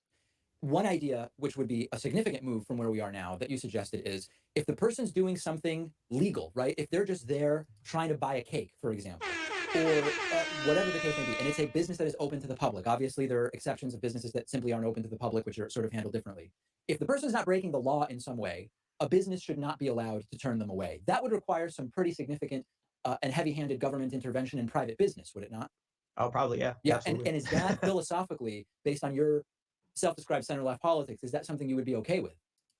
You know, Good I think question. the challenge is having the conversation and trying to figure out what to do is different from being like, I would like to assert the government do X. You know, it's a challenge. Honestly, I don't have all the answers. That does kind of that is definitely dancing around the question. But I the fact is it's not that simple. And you can be as libertarian and anarchistic as you want, but at the end of the day, you don't actually think that the people that, like, maybe you as the anarchist would, if everybody was like you, would be able to get along or whatever you think can happen. But realistically, at the end of the day, there's your ideal, what your ideals are, ideology, and the ideal situation is what you want to get closest to, and the practical application is what is the actual place that we can land on how close we are to that. Like, it says, there's a difference between a bartender refusing to serve a drunk versus Starbucks worker refusing to serve because their religious outfit. Exactly. It's all about the reasoning. So let's hear that one again, because that was a good That point. simply aren't open to the public, which are sort of handled differently. If the person's not breaking the law in some way, a business should not be allowed to turn them away. That would require some pretty significant and heavy-handed government intervention in private business, would it not? Oh, probably, yeah. Yeah, and is that philosophically, based on your self-described center-left politics, is that something you would be okay with? I'm now that I'm hearing it again, would it require a lot of government intervention? I feel like that could just be something that is a law, and then somebody can go, and if they experience this type of discrimination, I don't really understand what level of politics or what level of government would need to be involved to protect this beyond if it already happens. The issue is not when the government is stepping in where we want the government to step in. The issue is when the government is stepping in where we don't want them to step in. Byron said this really falls on forced behavior, much like compelled speech issues, Mr. Peterson pointed out. On point. Exactly. 100% agree with you, brother. 100%. You know, I think the challenge is having the conversation and trying to figure out what to do is different from being like, I would like to assert the government do X. You know, it's a challenge. Honestly, I don't have all the answers. What I do know is we face a, and I'm sorry if this is kind of like dodgy of the question, but you can re-ask me again. I'm just trying to get my thoughts out. If we get to So at least he addressed it. a point in society where we start restricting access to businesses, you know, things start to break down. I think even in terms of like international endeavors and international conflict, we want to have as many links to each other as possible. The more trade we have with other countries, the less likely we are to engage in conflict. At least that's my general understanding of a lot of history. So it's a challenge, right? If we said no religion could, if we had no protected classes, you see the story. It was written about by Will Chamberlain. Lyndon Johnson would send 3 of his staffers to drive from DC to his home in Austin through the South, and they were all black. And when one day he said, "Will you take my dog with you?" and they explained to him that they drive for hours to try and find a bathroom because they won't be allowed to use these businesses. So that's when Lyndon Johnson was like, "Oh my God, this is a bad thing." Yeah. And I agree. So the challenge is, how far do we go in trying to protect everybody? Can we go too far? And this is one of the debates, I think, with everything. It's particularly the Equality Act right now is why there's a lot of contention around that. Why? Who is worthy of What is he saying that leads to this? protection and who isn't? For me, I honestly don't know. My bigger issue, and again, I'll throw back to re-ask anything you think I may have missed. Yeah. Is that social media platforms are monopolizing the commons in terms of commerce, financial transactions, and speech. Okay, so And let's get to the. yeah. So I want to go to social media next, but just to make sure I understand your position on this piece, you said you don't like the idea of telling businesses that they have to accept certain customers, or you're not in favor of changing the law to make it so that businesses have to accept certain customers if they don't want to. Did I read that correctly? Well, let me try and clarify. I think civil rights law as it is today is fantastic. Okay. There's probably some redundancies and some hiccups. I don't know all the laws. I think we need to have a conversation around civil rights protections as it pertains to local and federal jurisdiction. I don't know if political affiliation should be protected, particularly because there's a lot of crazy people out there who believe crazy things who probably we shouldn't allow in certain circumstances. But you brought up a good point about religion, because religions also believe crazy things. So I admit it's a big challenge. But at the business regulation standpoint, in terms of the government coming in and mandating, totally in favor of government coming and putting the boot down on all of these corporations that are destroying the environment, that are not paying a dime in taxes, that are putting their money overseas, that are generally disrupting things, and then pitting us all against each other. Like, I'm not going to go on a rant, but yes. So what Tim is talking about, and I'd be very interested to see how he feels about this statement today. I don't think he would be too far away from it. I think that the problem isn't that there is regulation. It's the type of regulation that we get. This is exactly what I was talking about with crypto when we had Creon on the show. That yes, we see that we don't have real core laissez-faire capitalism. And again, whether that's the ideal situation or not is besides the point. But we don't have it. And there is a corporatocracy where the government and the corporations are so closely tied together that it does make sense that now that we are at that place that the government should step in. And I don't think that is inherently anti-libertarian because of where, like I said, where we already are. If we didn't live in this corporatocracy already, then I wouldn't want the government to step in. But yeah, I don't think that goes against anything that he's been saying. So Divine Rod says, Tim is dim. That trade makes countries get along better. Not so. Many times workers are exploited. Their environments are destroyed.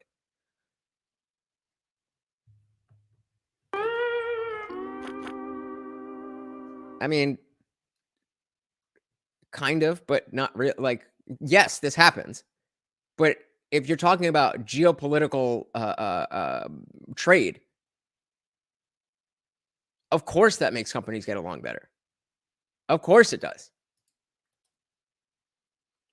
People don't want to piss off the people that are getting the stuff that they need. And let me just, and we're going to move on to social media, but I want to be super sure I understand this. Obviously, multinationals who don't pay taxes, that's more of a regulatory issue when it comes to finances. But imagine the customer walking into a clothing store, and the customer, for whatever reason that is not related to a protected class, the store doesn't want to do business with them. Should the government say to the store, you have to, unless this person's doing something illegal, you have to accept them as a customer? No. Or should the business be allowed to say? So I think he's going to say no, because the caveat was the protected class part.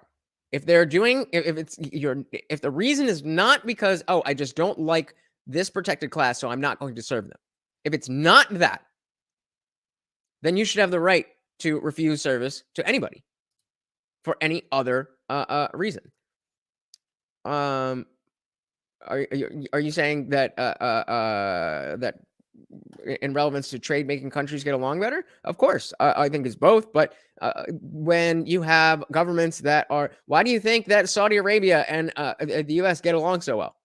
You think it's because we share a lot of values, or is it because we trade a lot with them? Why do you think Ukraine is even a thing that we've been talking about? Because we like them, or because there's trade and relationships there. Whether they should or not is a whole other thing. But please leave. We don't want to serve you. I think that's too absolute. There's too many factors. It's nuanced. I would say there's no yes or no answer to that question, right? Is the person screaming? Is it? Do we not But know? that's the whole point. It's an act. They're not doing Right. anything which is criminal, but they're also not being asked to leave on the basis of a protected class in which they are members. It's just, again, I can easily say no. The company should not be forced to serve somebody for any reason other than you not wanting to serve them because they're in a protected class. the business doesn't want to do business with them. Should a private business have the right to say, we don't want to do business with you, or should the government force them to do business? Now it depends on the scale, right? If it's a small hole in the wall that sells hot dogs, and he says, you know what, no hot dog for you. Well, it's a small hot dog shop. Come on, Tim. Come on, Tim. This is an easy question. And what you're getting into is exactly the type of thing that I talk about all the time. He seems to be trying to win the conversation, win the point, rather than just have or win the argument rather than just have the conversation. If it's something like the electric company, then probably not, because you don't have any choices. And so when a company gets too big, it dominates. And so it's a really nuanced question. Well, right? yes and no. I mean, monopoly utilities, I would argue, are a bit different from what we're talking about here. Let's say I hate to say it, but I also would agree with Pac-Man there. Let's say what's a good way to put it? There's only one cable company, right? Mhm. Should Comcast, in the area where they own it, refuse internet service to certain people for no reason? I would say no. Most of those companies would have so. I mean, I think that one is actually not really a very important question, because most when Comcast comes in, typically, and I was involved in the negotiation of such a contract when I was on the board of a TV station. Typically, the contract that Comcast signs with the municipality says that they're not allowed to do that. So it actually would not really be an issue. So, Divine Rod, again, this goes to my point. We deal with them because they have oil, but that allows them to treat certain groups horribly, which is, I'm assuming you're saying, which is fine. I'm not saying that the horrible treatment doesn't happen. We're talking about the relationship between governments of countries. You're talking about the individuals that and I'm not trying to dismiss the horror of what goes on, but he specifically said trade makes countries get along better, and countries get along better with other countries. They may not treat people, individuals, the same way, but the relationship that America has with China only exists because of trade. That's the only reason. Sounds like the government regulating that, right? Yeah, absolutely. I am not a free market. I believe in a mixed economy. I think you need the government to come in and correct errors and stuff like that. Okay. So if that's another claim that I would love to hear what Tim has to say about that now. If we're notified of an error or something going wrong, I think I think that's what the government should be doing, saying, like, kind of like a referee, this is what we can't be doing. I agree there. Yeah. Okay, so let's talk about social media a little bit. So I did a long piece of, and just to tie a bow on that, I don't disagree. Again, I think that we're at a place where now we do need the government to step in and help regulate things. The problem is that when the government steps in, usually they don't help things. But it doesn't make sense to me that the corporations that are already in position to take advantage of the laws that already exist to increase that gap, the fact that that's there is why we need to at least what's the word? Help that. I don't know. Help that situation. So over the lifetime, Divine said over the lifetime of the average Western wait, what? Over the lifetime of the average Western.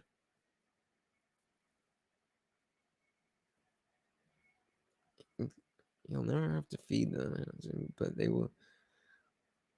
I don't know. I have no idea what this means. I don't know what you're talking about at all. Mike says trade always is a great business and bridges bridges the gap. Exactly. That's all that Tim said. That's all Tim said. Apparently that makes him dim. About social media and regulation as, town square, public square sort of situation because of the market share that some of these social media platforms. Struggle streaming. Come on. Have gained, and maybe it goes beyond just enforcing terms of service, or maybe it doesn't, and what's sort of best for the individual, what's best for society, all of this different stuff.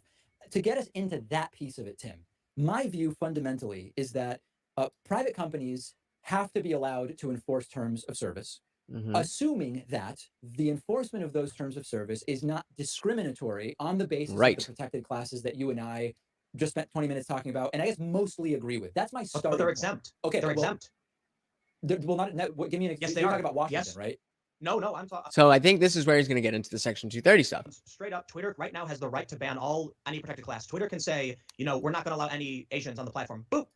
My reading of that, so I know that there's court testimony that you tweeted, which I reviewed, and I reviewed the context of that and some legal opinions. That's not the opinion that I came away with. The opinion that I came away with is not, and let me see if I'll distinguish it the way I understand it, and then you tell me if I'm maybe misunderstanding it.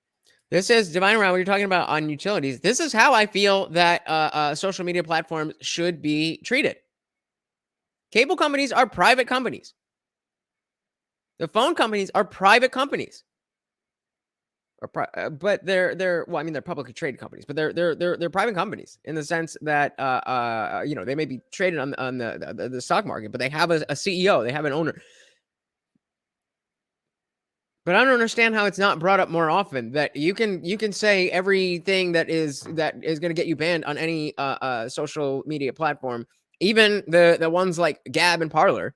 You can say all of that over the phone, and Verizon's not going to cut off your phone. So yeah, Mike, you're right there. So when I don't understand why we're treating this differently. I mean, until Elon bought it, it's not like Twitter wasn't a publicly traded company. So what's in the sense that it's a private company? Yes. What's the difference? What is the difference? My reading of the test, and this may be getting sort of too in the weeds for some in the audience, maybe not, but we'll give it a shot. My understanding of the testimony that you linked me to is that it is not that Twitter could say as a policy, we do not allow Asian people on our platform. I've seen no serious legal opinion that is something Twitter would be able to do. My understanding is that if there is a type of speech that Twitter identifies that would disproportionately wrap up Asian people, that is something Twitter is asserting would be legally acceptable. In terms of that particular testimony, yeah. But as we know from the motherboard piece, at least one employee said they use an algorithm to sweep up to target ISIS, which actually sweeps up innocent Muslims. But that's exactly the point I'm making, which is that's not them. Twitter is not saying as a policy we don't allow Muslims. They're saying we have a policy to target ISIS, which is mostly made up of Muslims, which will trigger some false positives. Hey, we got no freedoms in. Oh, what happened here? Oh, my stream thing's not working, but. We got no freedoms in the building. Welcome. So you do realize private companies still have to follow U.S. laws. Yes, I do realize that. In addition, everything Kanye said, according to No Freedoms, was true. Going to strongly disagree with you there. I don't think that Hitler was especially a good person. I don't think the Nazis were good people, and I don't think that is really something that you should put out there, even if you think that is correct. So I guess the challenge then is: are we enforcing rules at a policy level or an individual level? If I agree. We completely. That's a key question. But I don't want anybody to think that what you're asserting, unless it is what you're asserting. Is that yeah, go ahead. So let's dig into it. Yeah. What is the Twitter public accommodation? That you can say something and it will appear in reverse chronological order to those who subscribe to it. Right. That is the public accommodation. According to civil rights law, you cannot restrict a public accommodation based on protected characteristics. If someone quotes a verse from the Quran, Twitter can remove that. Okay, you're saying at the individual level or through an algorithm that is meant to identify ISIS they can both.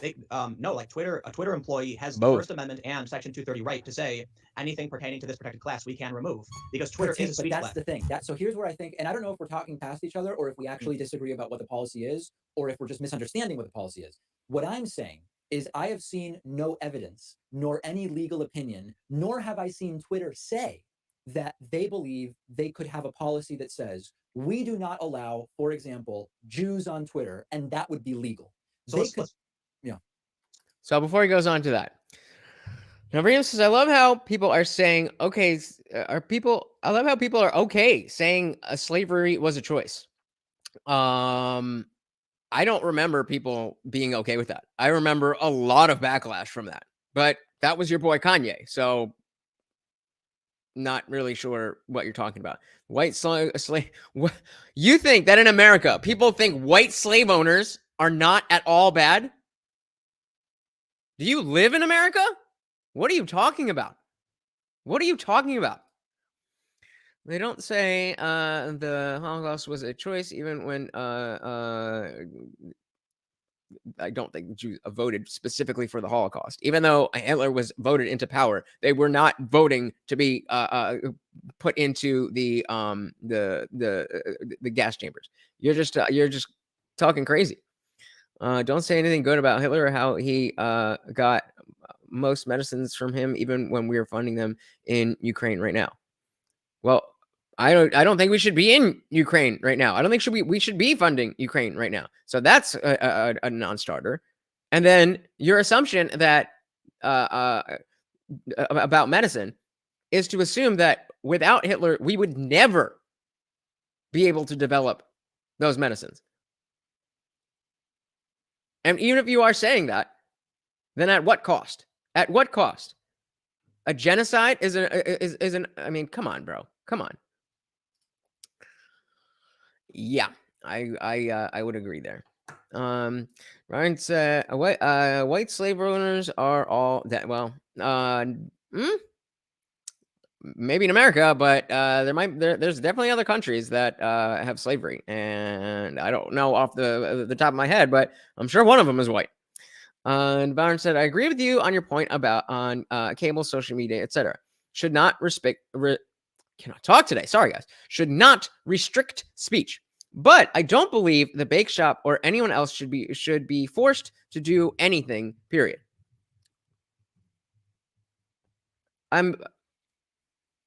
So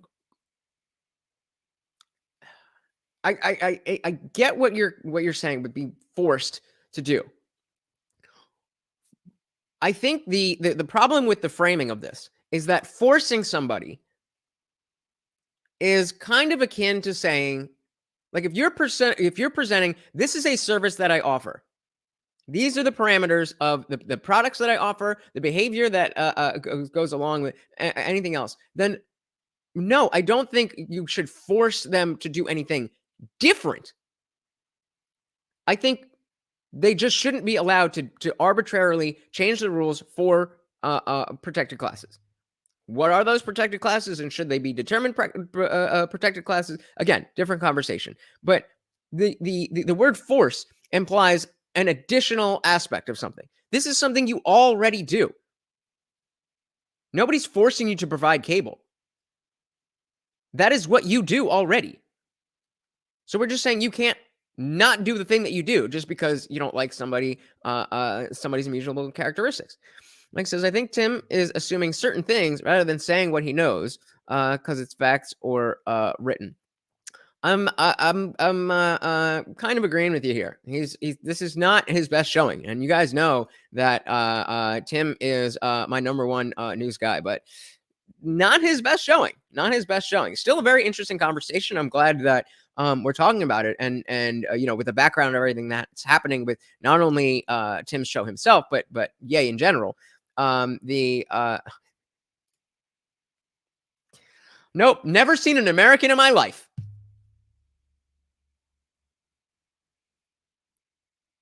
You've completely missed the point. What I said was, for your point to make sense, it would say that we are unable to ever get the medical advancements that we did get from Nazi doctors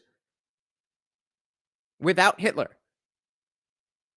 Why couldn't those German scientists just come over and get paid to do the same science? We did not need Hitler for that. You're just wrong. Companies are forced by That's not a sentence. So let's try and bring it to the real world. Okay. The way you're describing it would be that McDonald's says, no, Jews are allowed in the store. We just refuse to sell them cheeseburgers. You see what I mean? The point of Yeah, Twitter I'm not is sure that that's the so- right so- analogy. so let's check it out. Twitter is a I'm not sure I get it either. platform where you can express your thoughts. Okay. You can go on and you can otherwise what So okay, so he's saying Twitter is a place where you can go to express your thoughts. And so this is my in the analogy of the bakery. A bakery is a place you can go to buy a cake. That's the purpose of it existing. are you really doing? Nothing. Like there's literally that's all Twitter does. Twitter has a First Amendment and Second and Section 230 argument where they say whatever it is you say, we can remove it for any reason. And the judge asked, "Are you saying you could remove someone even if it would be discriminatory based on religion or gender?" And the response from Twitter's lawyers was yes. Right. So that I think you're misunderstanding that testimony. And there's a page that follows it. So yes, I am that I am. He said Jews and cheeseburgers. But so Mike's saying that's like going to a Christian bakery and asking for a cake made out like a dick, and they refuse, and you're mad at them for that. No, because a Christian bakery is baking Christian-based things. If you are a Christian bakery, not just a bakery and you happen to be Christian. Wasn't it you who before said that we all have different opinions and views and we need to be able to get along? I know that. I think that was the point. I think that was the point of why he brought that up. So the fact is, if you are a bakery that is not a Christian bakery, then you don't have the same, then this stuff doesn't fall in the same context as a Christian bakery. Just because you are a Christian doesn't mean that, your business now is itself a protected class. And I agree that, nobody should be forced to do any specific act or sell a specific product that they don't want to sell. The point is, if you offer a service or product already, that is what we're talking about. If you go into a bakery and they have cakes made out of dicks and they won't sell you one because you're black or because you're gay or because you're a woman or because you're short or because you're fat, that is not something that I think is acceptable. Now, again, where should the law fall in that? That's a slightly different point.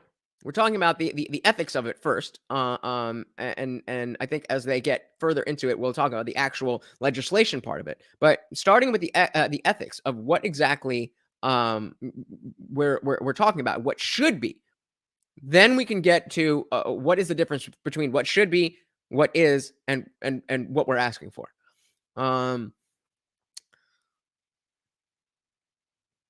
Exactly. Yeah. I mean, so even if this is true, no freedoms, then you think it is okay for all of the people that died at the hands of what Hitler did, that it's okay that they died to speed up, to get 100 years of medical medical advancement.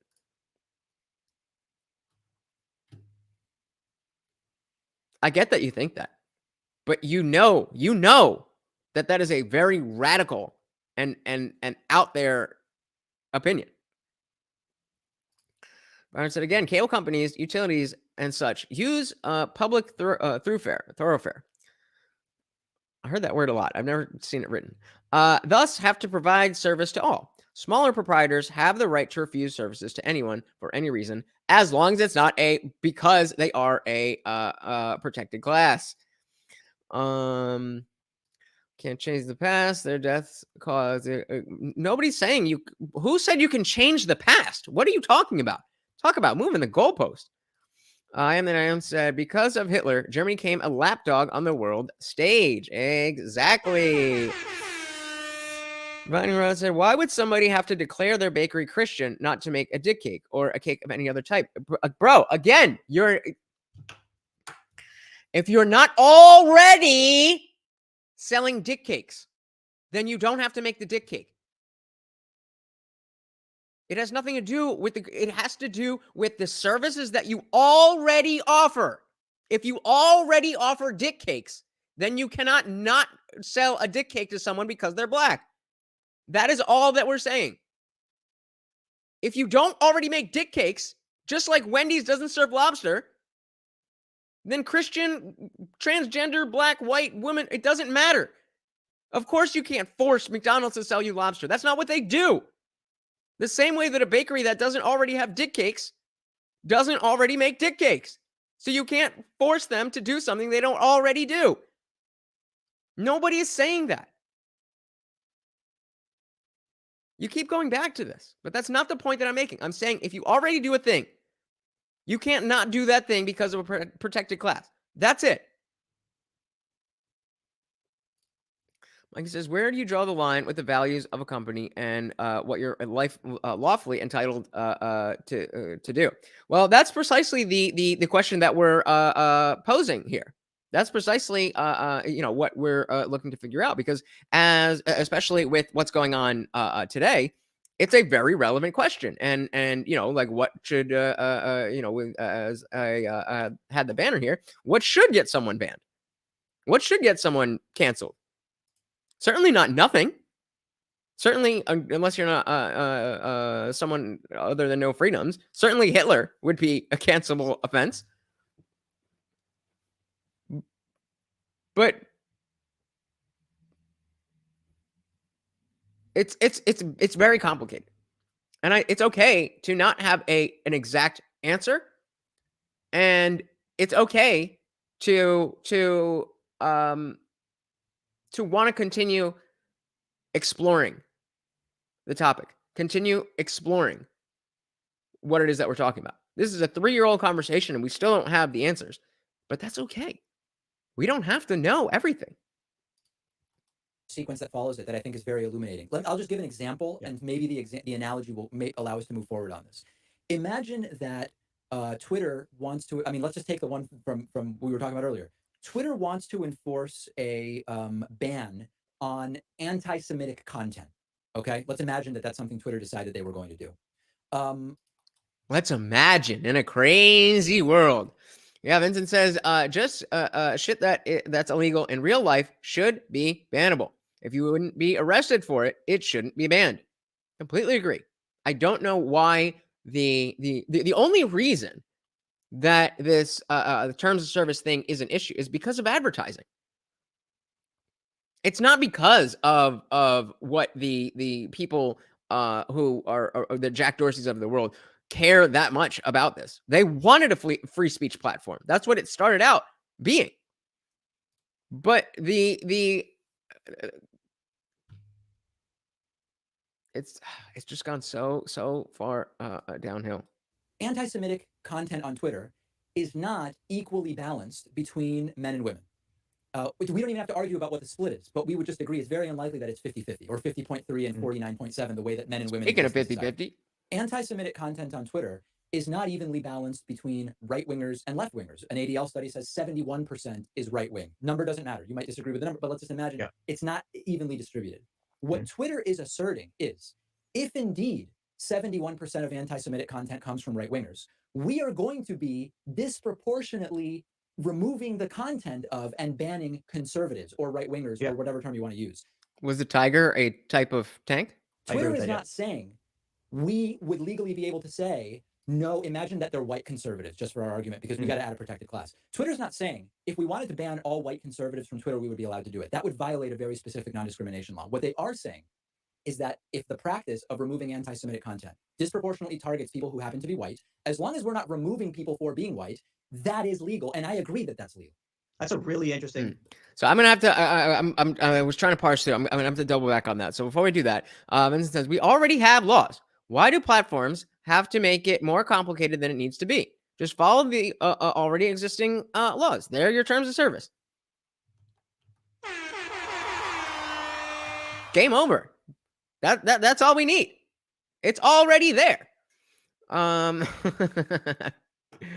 the Tiger was the biggest tank of the Nazis. The Russian T-34 was diesel. Why do you think that is? German tanks were overcomplicated, but damn, they were gorgeous. Well, when it comes to sports cars, Beauty absolutely matters, and German engineering is top tier. But don't really care about what they look like. That's a good point. That's a really good point. What we're seeing now, Oh I yeah, think, so I got to back this up a little bit. Actually, that looked too far. Removing the content of and banning. Yeah, okay. Give me 1 second here. All right, okay. So we're back at enforcing anti-Semitic, a ban on Let's imagine that anti-Semitic that's something Twitter decided they were going to do. Anti-Semitic content on Twitter is not equally balanced between men and women. We don't even have to argue about what the split is, but we would just agree it's very unlikely that it's 50-50 or 50.3 and 49.7, the way that men and women exist in society. Anti-Semitic content on Twitter is not evenly balanced between right-wingers and left-wingers. An ADL study says 71% is right-wing. Number doesn't matter. You might disagree with the number, but let's just imagine it's not evenly distributed. What Twitter is asserting is, if indeed 71% of anti-Semitic content comes from right-wingers, we are going to be disproportionately removing the content of and banning conservatives or right-wingers or whatever term you want to use. Twitter is not saying we would legally be able to say, no, imagine that they're white conservatives, just for our argument, because we got to add a protected class. Twitter's not saying if we wanted to ban all white conservatives from Twitter, we would be allowed to do it. That would violate a very specific non-discrimination law. What they are saying is that if the practice of removing anti-Semitic content disproportionately targets people who happen to be white, as long as we're not removing people for being white, that is legal. And I agree that that's legal. Yeah, I think that he's right in the sense that that should be legal. If people get caught up, then that's going to be a part of the nature of editorializing what can be on the platform. I just think that Pacman and I would heavily disagree on what those terms should be. No freedom said, you realize the Nazis were about to take over Russia and afterwards spread their power. Nazis weapons and power was strong as hell. It is a reason why Russian leaders had to get help. Okay. Where were we gonna hold on. So Divine said I had oof. I had a BMW 840 CSI, incredible machine. You have to love that car that automatically rolls up the windows when you hit 100 miles per hour. That is dope. That is pretty cool. So Mikey says, if platforms just allowed anything and just follow the land laws, then there would be a lot of wars and turmoil in this world, and in the end, no one would survive. Okay, what does it mean not to survive in this world? Because I think what you're saying in this world, meaning in the Twitter world. If that's not what you're saying, we could also go there. But if you're saying that there would be a lot of wars and turmoil in the Twitterscape and no one would survive, that seems a lot better than people having wars and turmoil in the real world and no one would survive. If you are saying that having the laws would cause a lot of wars, then why would it be that we don't already have the warring among the tribes that you see warring on Twitter? America, as much as we disagree about, we are a cohesive unit. As much as there is a civil culture war going on, it's certainly not a hot war, and it's certainly not a situation where no one is going to survive. That's a really interesting, that's a good point. That's a really good point. What we're seeing now, I think, with the digital space is that we've actually got a distinction between people as thoughts and the thoughts related to certain characteristics and identities and the individual themselves and their identity. Because I think by your explanation, and again, I think it's a good point, Twitter couldn't actually ban someone for being gay because they're banning the speech specifically, right? No, like if someone, so I'll put it this way: yeah. if someone was gay and made a post talking about the things they do as a gay person, Twitter could ban them, right? Well, I guess if they had a policy that said that you can't talk about gay things, I don't know. No, I'm saying like from a legal standpoint, based on the First Amendment argument that Twitter's under no obligation to support the speech of anyone else, right? So if you're saying so let's Twitter does have a policy that bans No freedoms. The invitation to the Discord is in the in the description. We obviously can't talk about this on YouTube, but after every show, that's where we will all be. I am that I am is in the Discord server, so we're all waiting for you to sign up, and we're all very excited to give you a place that we can actually engage with this, because we just can't have this conversation on YouTube. But if you just join the Discord, I am happy to have all of these conversations with you. Hate speech, which means because, like you said, it's predominantly coming from one side, they predominantly get banned. Yeah. We're speaking hypothetically, because I don't know the numbers, but for the sake, it's again, I think it's a good point. It's something I hadn't realized. There is going to be a distinction between the individual's identity and the ideas. The ideas don't have an identity. Right. So are you agreeing that you? So Mikey says that's the point of Twitter regulating certain posts, so it doesn't incite war, and so on. But again, the question is, if you think that the laws that the laws of the land are not enough to prevent war, then why don't we see more war among the tribes that are warring and fighting on Twitter in real life? We just see it on Twitter, and we already have those laws. So how can that turn into? I don't understand how that makes sense. Way before Twitter was ever a thing, we had laws, and we haven't had a civil war since the Civil War.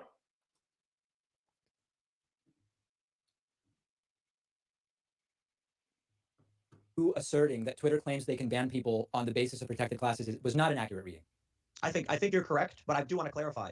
I think what we're actually seeing is that there are certain ideas associated with identity politics. Yes. And that Twitter has the ability to remove ideas around certain groups that are specific to that group.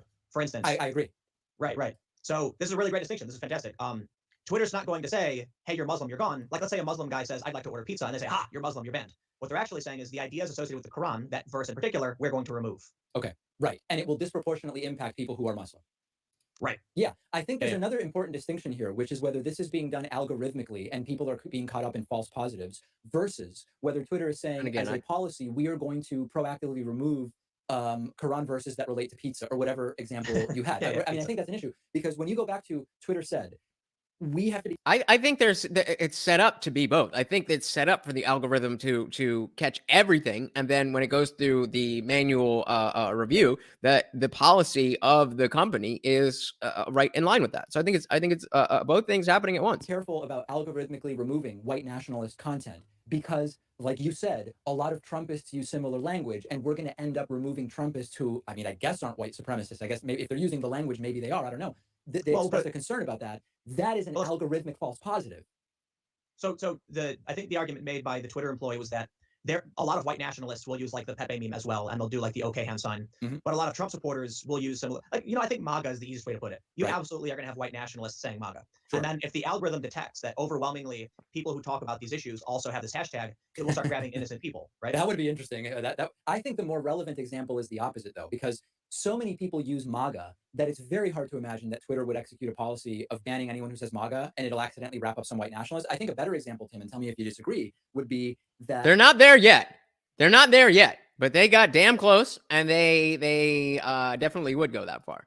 There would be some kind of phraseology that it's mostly white nationalists using, which some Trumpists that are not white nationalists might use, and it's the Trumpists who would accidentally get banned, because what you're describing would be a policy that would actually be targeting Trumpists that would accidentally impact white nationalists. Twitter's saying it would be the opposite. Oh, I see. Well, it was I think it was it James Woods maybe, who posted the Christchurch Pepe Clown World thing? I'm not sure. I don't follow him. James Woods found himself using, yes, an overt white nationalist meme, and I don't think he knew what it was. So I think that probably is a good example. They would have been like, get him out of there. But it's some of these things, I don't know. You have an argument on the left of whether or not the OK hand sign is actually like a white supremacist hand sign. Right. Y'all remember that? You don't remember when people really thought this was for white supremacy? Come on. That's not the relevant argument when it comes to the legality of what Twitter's asserting it can do, which I think is the more important thing. I mean, yeah, the left can debate, the right can debate. The right can debate whether referring to money as shekels is implicitly anti-Semitic or not. The left can debate whether the hand sign is or is not. But the more important thing to me is I want to make sure that we're not putting out false information about what Twitter is asserting they could legally do. No, I think you did a good job when we kind of clarified that. I think a lot of these debates come down to perspective, right? I'm looking at a 6, you're looking at a 9, but I will say, I think it's fair to say what we've kind of concluded is that Twitter isn't banning someone for being a thing; they're banning for ideas pertaining to a thing, right? That's my based on the testimony you Yeah. sent me that I read. That's my I think you're right. interpretation. I think you're right. Yeah. So, So- I guess my concern is, Yeah. should we protect the ideas pertaining to being trans, for instance? Well, Like that if, was going to be my next question, which is Yeah. okay. Given that we've established, we had sort of like part pre-A of the conversation was what are Tim Pool's politics, but once we got past that, we got into what is our sense of protected classes and non-discrimination law. Then we got into what is it that we believe Twitter can currently legally do, and what does Twitter seem to believe they can currently do. The next question is, does there need to be policy change, and what should that policy change be, and doesn't it get into the very overt government intrusion into private businesses? I don't know the answer. I guess we have to start thinking about it.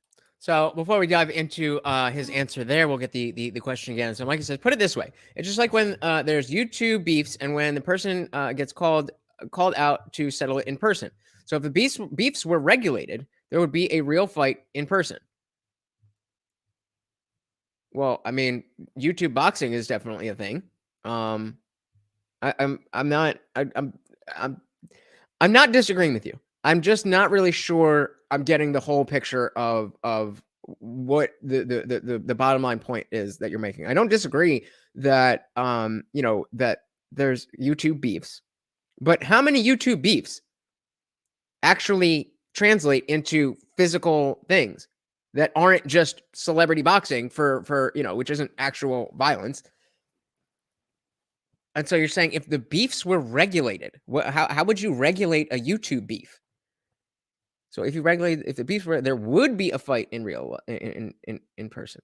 So that sounds to me like, so the sentence, so if the beefs were regulated, there would be a real fight in person. That makes a lot of sense to me because you're not able to settle it on Twitter, so you just go and you fight. That sounds like the opposite of what you were saying before, is that we need regulation because if there's no regulation, then there would be wars in the real world. Right? Is that let's go back. Let's see. Is that what you said?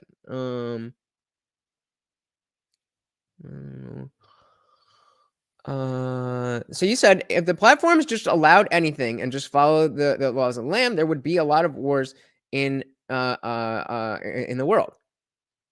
So you said if anything goes, then there's going to be fights in real life. But then you say if they're regulated, there would be fights in real life. So which is it? Look at what happened with Minister Jab. That was over YouTube beef again. But I'm saying, is that the typical outcome of a YouTube beef, or is it just they go back and forth, they say their thing, and then it's over? What percentage of people who are beefing on Twitter actually find each other and turn that into violence? That is the whole reason that people feel comfortable being toxic online, because it's not real, and everybody knows that it's not going to go beyond that. And of course, there are certain instances where it will, but that is the exception, not the rule. Yeah, I mean, this was the first one that I heard of, and that they had a beef. It was unregulated. They settled the beef. They made a shit ton of money in the process. So what do we need the government for? The laws are already in effect. Those laws are what we base our American culture on. But they're not good enough for Twitter? So you're saying that Twitter has a better legislative landscape than the United States of America? I mean, that's certainly a claim. I mean, I'd love to hear that argument, but I don't think I would agree with you there. I'm not opposed to the government stepping in when changes need to be made. But what would we want the government to do? So this is a serious challenge that has a lot of questions that have to be answered. I don't know all the answers. What I do know is you have a large group of people in the mainstream who believe certain things, and a large group of people in the mainstream who believe the opposite. Misgendering is the best example. Now, there's a lot of people who think, they try and mischaracterize my argument that I'm trying to argue in favor of people being transphobic. No, absolutely not. Yeah, I don't like. See, this is what Divine Rod saying that he's limp wristed. Like, he went straight to the CEO of Twitter and said exactly what he felt, and he was right. in front of millions of people. It says literally any little thing is claimed to be anti-Semitic to the point I don't even know what the word means anymore. Same with racist or sexist or misogynist or toxic or problematic. Semantic, not Semitic, semantic, as in words, obfuscation. This is exactly what they want. Because anti-Semitic is already a bad thing. So if they can spread it out, then they can use that as a weapon to call you anti-Semitic for saying something as innocuous as shekels. And now, because you've been labeled an anti-Semitic, even though for what you've been labeled that is silly, people hear anti-Semitic in your name. And that's the game. Like I said, Twitter is mainly a platform that everyone is a keyboard warrior. Exactly. That's my point. That's my point, Mikey. So how many of these keyboard warriors actually go out in real life and are real life warriors? A very, very, very, very, very, very, very, very, very small percentage. So your claim that we need to regulate Twitter because these keyboard warriors are going to go and commit violence. Yes, again, there's going to be exceptions. People are crazy, but they're going to be crazy with or without Twitter. So I think that is exactly the point, is that all of these people are being keyboard warriors instead of enacting violence. It says if they can make words as vague as possible to cover anything they want as a weapon. Exactly. That's the game. When we say semantic obfuscation, that is the game. Clear to my audience. So I want to go back to the question a little bit. I think you're looking at a 9. But I will say, I think it's fair to say what we've kind of concluded is that Twitter isn't banning someone for being a thing. They're banning for ideas pertaining to a thing, right? That's based on the testimony you sent me that I read. That's my. I think you're right. Yeah. So I guess my concern is. Yeah. So should we protect the ideas pertaining to being trans, for instance? Well, that was going to be my next question, which is okay. Given that we've established, we had sort of like part pre-A of the conversation was what are Tim Pool's politics, but once we got past that, we got into what is our sense of protected classes and non-discrimination law. Then we got into what is it that we believe Twitter can currently legally do, and what does Twitter seem to believe they can currently do. The next question is, does there need to be policy change, and what should that policy change be, and doesn't it get into the very overt government intrusion into private businesses? I don't know the answer. I guess we have to start thinking about it. I'm not opposed to the government stepping in when changes need to be made. But what would we want the government to do? So this is a serious challenge that has a lot of questions that have to be answered. I don't know all the answers. What I do know is you have a large group of people in the mainstream who believe certain things, and a large group of people in the mainstream who believe the opposite. Misgendering is the best example. Now, there's a lot of people who think, they try and mischaracterize my argument that I'm trying to argue in favor of people being transphobic. No, absolutely not. Yeah, let's to be clear to my audience. Let's give Tim the full good faith benefit, whether you believe he's earned it or not. And I'm not implying he has or hasn't, but because this is his first appearance on my channel, let's assume that his argument is only what he claims it is, and not read more into it. Okay. That is how you should be hosting a debate. That is how you should be hosting a debate with somebody that you disagree with, that your audience is probably going to disagree with. The more generous you are to them, it shows the strength of your ideas, because you don't need to throw silly attacks at them or whatever. So Mikey says, and real quick, guys, as more people are coming in, and I'm learning to deal with the chat.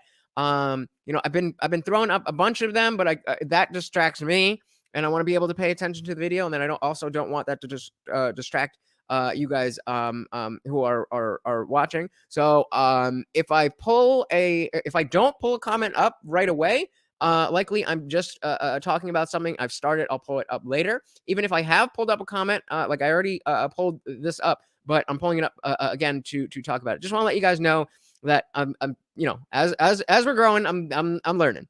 So Mikey says the problem is we can't prove if they do something in person or not. Kind of we can though. Because how did you know about this?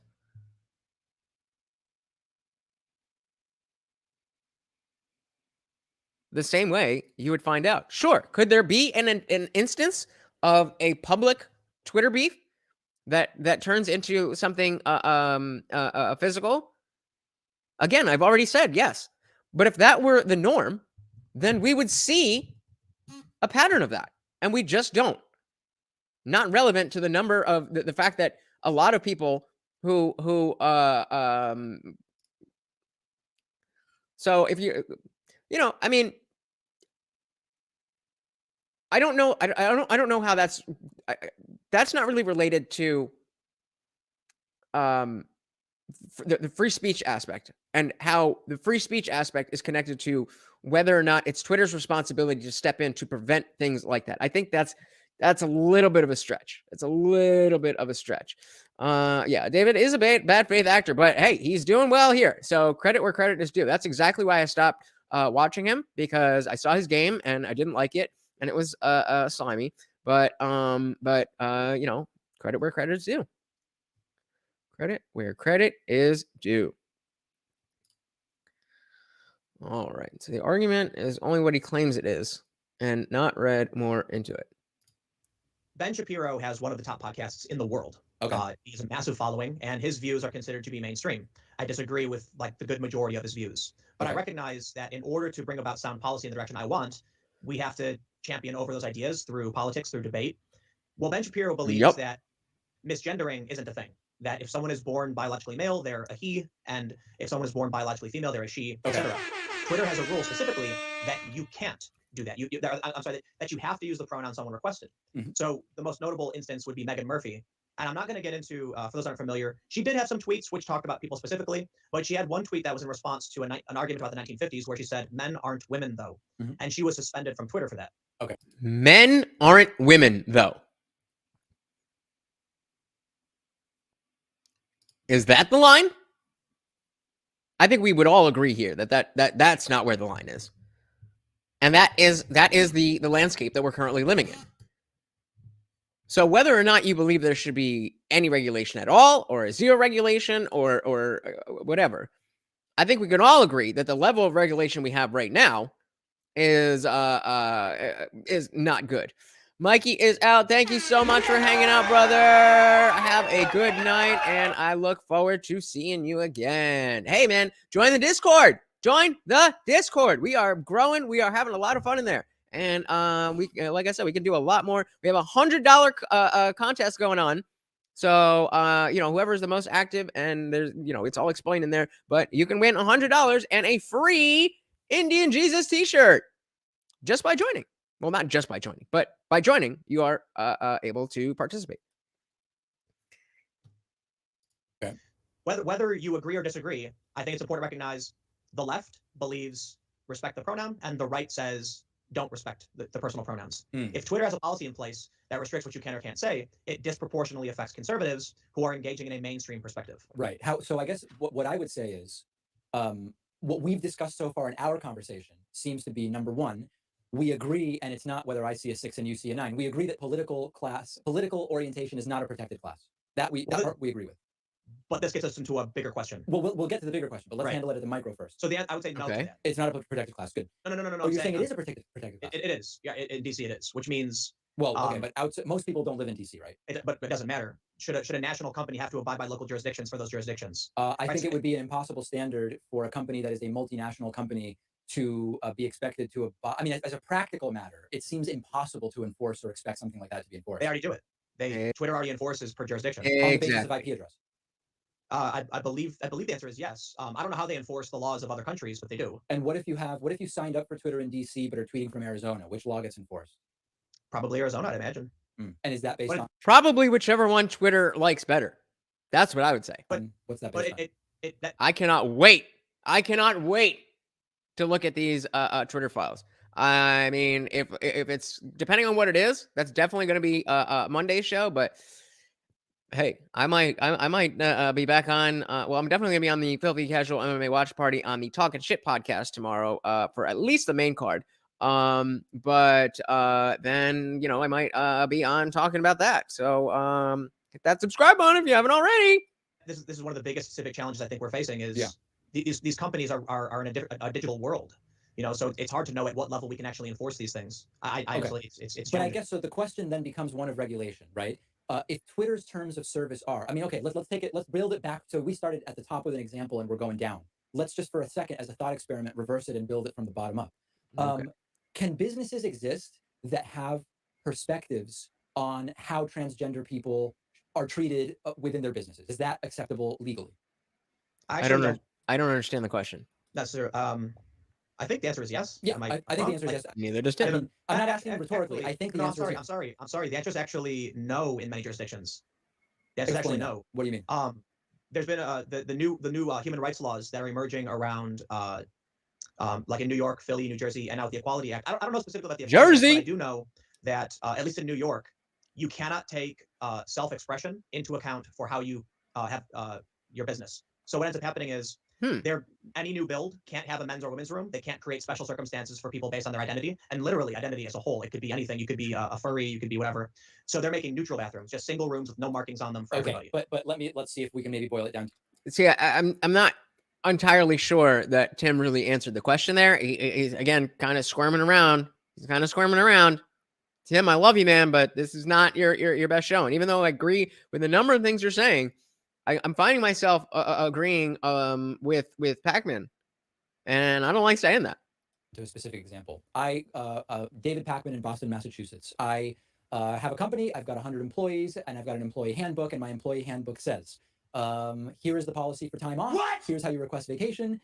Here's how tardiness and absenteeism will be handled. And as a matter of policy, we refer to people with the gender pronouns that they request. Would there be anything legally problematic about that? I assume based on that same notion of that is a political aspect that he would say there is something legally problematic about that. Let's see. I think the answer is no, because it actually falls under civil rights protection. But again, I'm not a lawyer. I think but the point is, I would be able obligated. to establish my business as long as I'm not violating anyone's, as long as I'm not, violating protected classes. I would be allowed to do that. Actually, again, I'm not a lawyer, but I'd argue a First Amendment argument is the answer is no. You can't make someone speak. Oh, I'm not making anyone speak. I'm just saying that as a matter of company policy, we refer to people on the basis of the pronoun that is associated with their gender identity. That I'm not forcing anyone to say anything. You can sit there at your computer and write emails and not talk to anybody. It's just a company policy, right? I'm just saying that's the policy. Well, but that assumes that you don't have to interact with that person at all. If you're working somewhere and the rule is that you have to address somebody in a certain way, then yeah, you can avoid them. But if you can't avoid them in order to do your job, then how you address them is not irrelevant. If you don't enforce it, I mean, it's actually a tough question. I'm not a lawyer. I wouldn't be able to answer. Because I guess what we're building to though is at a certain point, if it's not violating someone's status as a member of a protected class by intent, as we already talked about, intent and impact are sort of two different things. I don't know legally how we tell Twitter they can't have a policy on how people should be gendered. I think it's an issue of developing the civic and figuring out where we draw the line. And I think you disagree that Twitter should, and I think the line is probably in a different place. I'm not even sure, honestly. Like I'm not. I totally. Yeah, they sound like they understand each other's positions and they just don't agree. I feel like we're kind of running circles. We don't have too much more of this, so I'm gonna let it play. But I kind of feel like we've got their positions. But they do have one other topic they're getting to. So which is what about accidental misgendering, right? Like I mean, I think that creates more, even more. I think the gendering on Twitter thing is an edge case, and I resist sometimes the instinct to get drawn into edge cases as representative of the whole. But even within this edge case, what about accidental misgenderings? I mean, I don't know. People have been banned for that. Mm-hmm. Yeah, that may be. I don't know. Yeah, he just brought up Meghan Murphy. There was there was somebody else who said, okay, I think that's what he's about to say. The person who was arguing with someone who said, okay, dude, and got banned for saying dude because it was a trans woman. A post that went viral where someone responded to, it was a cartoon avatar, because it's like people do that.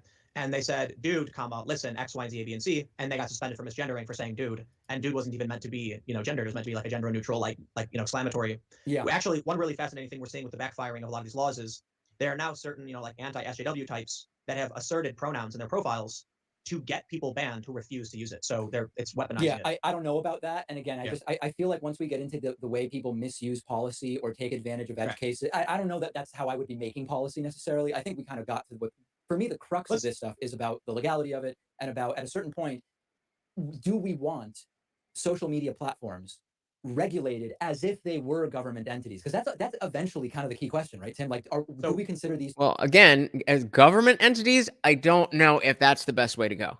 I think public utilities is the best way to go. That gives you the freedom to let them be the private companies, but also doesn't shoulder them with even the question of what should these terms be. Again, just like the cable companies and the phone companies. Why is it any different? Doesn't make any sense. Entities that should be governed in a different way. We do have some rulings already. There's two. There was one specifically about Trump. You can't block people because you've created a public forum. Right. And so he still has some people blocked, my understanding. The other was, I believe it was called like Peckingham versus North Carolina, where the Supreme Court recently unanimously ruled that the government cannot constrain access to online services because it's where people get their information, do commerce, find jobs. And to do so would be a restriction of, individual liberty. You'd have to read the exact ruling, but they essentially said. And that stuff like that is why Twitter's a private company. It's so basic entry level argumentation when it comes to what should be allowed and should not be allowed. They're even in the context of being a private company, they're so anomalous. They're so much different. It's not like any other private company. And so I think it's fair that we treat it as what it is. I don't see a problem with that. Social media is the and I think but I think that's what Elon Musk is starting to do, is to create this as what it was initially meant to be, the public town square. And that doesn't mean that everything that is vile is going to be allowed, but certainly things that are just mean words shouldn't be grounds for being banned. The new digital square, and because of that, no law can be passed in this country that would take someone's right to this platform away. So we're getting there. Yeah, and now remember, Tim, there is one thing. 3 years ago, he said, we're getting there. Well, actually, now with Elon, we are getting there, but it took 3 years. Caveat there, which is passing a law that takes away someone's access to the platform is sort of one standard. That would not preclude the removal of specific pieces of content, even if they disproportionately affect particular groups of people. Like, do we agree that these are different standards? Well, I brought this ruling up. I would need examples there. I don't think those are separate. Specifically, not to say that they're going to do something, but that the Supreme Court's personal view is that social media is a public square. So there's no restrictions or on. I didn't know that. If the Supreme Court is saying it's a public square, then it doesn't seem like, I guess if he's saying that that's their opinion, but they haven't made a ruling, I hope they do make a ruling. Because even regardless of what the ruling is, the problem is the ambiguity. The problem is that we don't know what words become bannable, and they will ban you retroactively. So you will say something that is perfectly fine, and then because of this semantic obfuscation, the rules will change, and something that you said, even though you had no ill intent. This is not helping discourse. And all the beefs that Mikey was talking about, all of those are caused by, at least in large part, by these misunderstandings and people talking past each other, using the same words, but talking about very different things. We need to fix that. And I'm not necessarily ready to put all my faith in Elon, but I think we're moving in the right direction. Can't do yet, but the opinion of the Supreme Court is that it is the digital public square. So, I think we're really close to getting regulation. Texas, California, and Florida have already proposed them. Florida's failed. Texas is based on if a platform says they're neutral, but they're not, then they have to, there's a remedy for that. I don't know. I think the AG sues them. And then with California, it's a shocking law. It just says straight up, any social media site based in California can't restrict someone for political affiliation or the political content of what they post. There you go. I mean, that would be exactly what we're talking about. That would be sort of government saying, even though this is not a protected class according to the Civil Rights Act or the non-discrimination, any of that, these are additional government provisions, which I think if someone is a small government conservative, so to speak, they should probably be opposed to it, right? And most of them are actually. Oh, they're okay. Yeah, I don't talk to enough of them to know. so they are, but a lot of them are for regulation because I think for the most part, one thing that it's a big group of people with varying ideologies. Some of them are kind of centrist, center right, and so they're going to be for regulation or whatever. And this is what I was talking about before, is that, the strict libertarian view is that, like, oh, no rules, whatever, completely just untouched by whatever's American law, then whatever. But I think that ship has sailed. We're already at a place where the government has gotten involved, heavily involved. And so now that the government is involved, we have to deal with that involvement and how that involvement plays out. The idea of there being no involvement, that ship has sailed. Come on, play.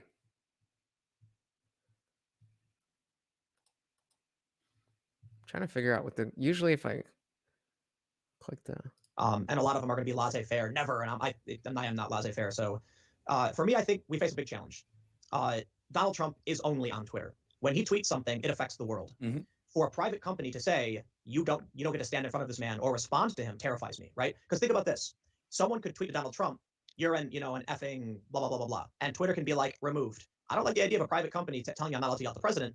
But the issue here is the scale. If Trump were going to a different venue. Yeah. Hey, we got Toro Tie Master in the building. Welcome to the party. What is going on? Says people would lose their minds if phone calls were censored to the degree that online speech is. Absolutely. You are absolutely correct. And this is why I don't understand why there's not more there is an uproar. There is an outrage about this. But it's like you're saying, everybody would lose their minds. Why isn't everybody losing their minds about the same exact concept on social media? And I think it has a lot to do with the fact that if you're, if you're on a phone call with somebody saying, shit that most people would not like, they're not hearing it. But here's the thing. They have this thing called mute or block. So we don't, just like on the phone, we don't need the company to step in. If you don't want to talk to somebody when they text you or call you, you can not answer, you can block the call, you can block the number, you can do all these things. Those things already exist. They already exist. So why did the government need to get involved in the first place? That never should have happened. But now that it has, now we have to deal with the fact that the government absolutely is inextricably tied to the inner workings of this platform. And Welcome, Toro. I'd be like, well, I'll go to the next one and tell him he's the C word. But if there's only one place where he's at, and the private company is using their authority to basically dictate what you can or can't, that terrifies me. Sure. I mean, I think that the counter side of it is not that I'm steel manning, and the anti-regulation crowd, but there is a sort of perspective that businesses should not be regulated by the government. They shall not be regulated by the government beyond what is deemed absolutely necessary. And then it just becomes a debate over whether what you're suggesting is absolutely necessary. And then that's a mess. And I don't know where opinion. But here's the thing, right? Let's forget the conservatives. Yep. Are you familiar with Mathic Media? No. So Mathic is always going to get a shout out from me. They're anti-war leftist, pro-Bernie, anti-intervention, but they receive I think their company is half owned by Roughly, which is Russia Today. Sure. So they got suspended by Facebook, and they didn't break any rules, and they were suspended for I think like a week. No, are you telling me you are telling me that Facebook banned somebody for no reason? I cannot even believe it. And a half. And it was because CNN reached out to Facebook, said, hey, did you see these guys are funded by Russia? Waited until Facebook took them down, and then CNN publishes this story. Gotcha. We found the Russian media. Right. Another example is Twitter removed 2,000 pro-Maduro accounts. I'm not saying you should be for or against Maduro, but when these things fly under the radar, I think because the left isn't as tuned in, the right is tuned in heavily. It's like Donald Trump. Yep. I don't know that I would like to see evidence for the assertion about who's tuned in, because I think that, making any kind of broad claim like that, I would want to be super clear on where that's coming from. Sometimes people pay attention to. Now we know that there are so many studies, so many polls, so many questionnaires and all of this that show very clearly that, as a generality, of course, not everybody, but as a generality, people who are moderates or lean towards the right tend to have a better idea of what it is that the people on the left think, as opposed to the people on the left understanding what the people on the right think, which is why you see two things. You see the moderates and conservatives being lumped in together by leftists, and you also see that while people on the right think the people on the left are misinformed for the most part, the people on the left think the people on the right are evil. It's because they don't understand. They don't understand what it is that we, and I consider myself a more moderate, more right-leaning now than I was a few years ago, but certainly not a right-wing, not I wouldn't call myself a Republican, anything like that. I've just been pushed out of what is the ideas and values that are perpetuated by the Democratic Party, and I think a lot of people are in that same position. Something and they don't comment. So, I think there's different ways to measure Right, that. but I think the question, though, is were the accounts removed because they were pro-Maduro? If Yes. so, I mean, again, I don't even think there's anything illegal about that. We can argue it should be illegal, right? Which is what you and I were Right. talking about. Exactly. It's not currently illegal. But I would be agree, it's curious not what the illegal. content of the messages were, because it's possible. I just don't know enough about that particular incident. Twitter referred to it, I believe, and again, I Google it. They said something like it was interference or governmental interference or something, and they were, I believe, they were quoted as saying, though they didn't have direct evidence, something like that. I don't know the full details. I just know that what I end up seeing is the anti-war left, people who essentially oppose the machine in various capacities, are excised. Excuse me, and it's going to happen that they're going to. CNN's already laying the stones against Bernie. You know what I mean? They had all those people at CNN who are working for these lobbying groups. I don't like the idea of the massive machine restricting access to the new public square. It may be that I'm in front of the market. I'm a very technological individual. I was in the hacker community, so I think maybe the things I'm seeing are more alarming to me because I'm like watching them develop, but it maybe hit the mainstream. But rest assured, they're going to ban. He was right. Everything he was talking about. This is what I was just saying this yesterday. If you find somebody who is talking about culture and politics and they can predict the future, it's not because they're clairvoyant or they have some crystal ball. It's because they are paying attention to the right things, and they are they are interpreting the events, the words of politicians. They're interpreting things in a way that is allowing them to connect dots that a lot of us don't see. And regardless of what you think of Tim Pool's personality, what you think of his political positions, he can fucking predict the future. He has done it many times before, and I think he will continue to be able to do so. Everybody arbitrarily if they have the power to ban everybody arbitrarily, and that includes somebody who wants to call Donald Trump the C word. That may be. I'm curious. I mean, the type of regulation you're describing that would apply to Twitter or Facebook, for example, should it be also applied equally to the content on websites like Reddit and 4chan? So yes, well, the different all of sites, them should be the same. No, I know that they're different sites. Yeah. So I just mean to say, like, the structure of the algorithm. And that he's like, well, yes, I know they're different sites. I don't think he was trying to inform you that Reddit is not the same site as Twitter. I think he was just making the point that, well, different strokes for different folks. Yeah, that was funny. One more, 2-8. Should it be also applied equally to the content on websites like Reddit and 4chan?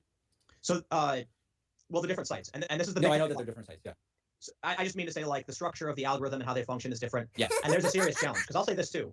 I believe that if right now the U.S. government said Supreme Court unanimous, Twitter can no longer remove people for hate speech or whatever, Twitter would probably like just fall apart. Okay. It's gonna get overrun by the nastiest insanity. You can't do anything about it. But it's possible they might also roll out, better moderation tools where people can control what it is that they're seeing. I mean, I think they would control what you're seeing. You mean like muting somebody or blocking somebody? Twitter. No, I mean, like, if they weren't allowed to moderate based on legal speech. Right. No, the idea would be there might be abandonment because it becomes such a horrible experience for a lot of users. But I think they'd roll out moderation tools that users can use. Shit. Oh, yeah. Well, then maybe, isn't that a good thing? Shit. He said that would cause, what did he say? Let me hear it one more time. That people would not be on the platform. Come on. Legal speech. Right. No, the idea would be there might be abandonment because it becomes such a horrible experience for a lot of users. But I think they'd roll out moderation tools that users can use for themselves. Oh, yeah. There would be abandonment because of the user experience. David Pakman, were you on the internet before Twitter existed? or even when Twitter first existed. People want to be in the conversation.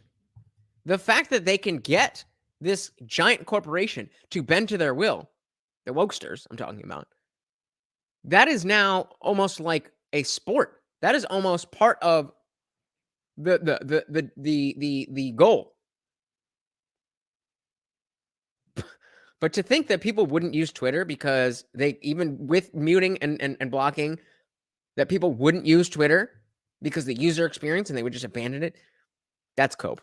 That is straight up cope. I mean, Yeah. come Well, on. then maybe isn't that a good thing? Oh, what- those tools are good no matter what. I have thousands of Yeah. people muted. But my question is, I know that Reddit Me and too. 4chan, I know Reddit and 4chan are different websites, but what I'm saying is, would you apply the same type of government intervention regulation to them? It depends on what the government regulation is, because it might have to do with certain technological aspects. So, and again, let me try and clarify. Twitter is a reverse chronological system with a default algorithmic system. Algorithmic versus reverse chronological is going to have entirely different laws. And so all that means is the difference between your curated feed and your latest tweets feed, or on Facebook, I think they call it most recent.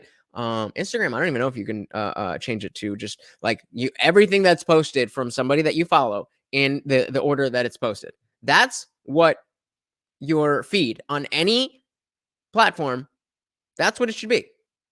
These algorithms are good for if you're searching or if you're doing things like Instagram Reels or stuff like that. And I don't think that there shouldn't be algorithmic suggestions, but the aspect of that being the default, I think, is where it went awry, because most people don't even understand that that is how things work.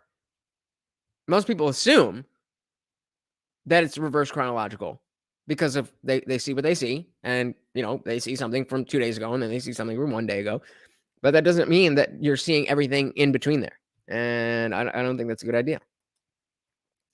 I think they should fix that.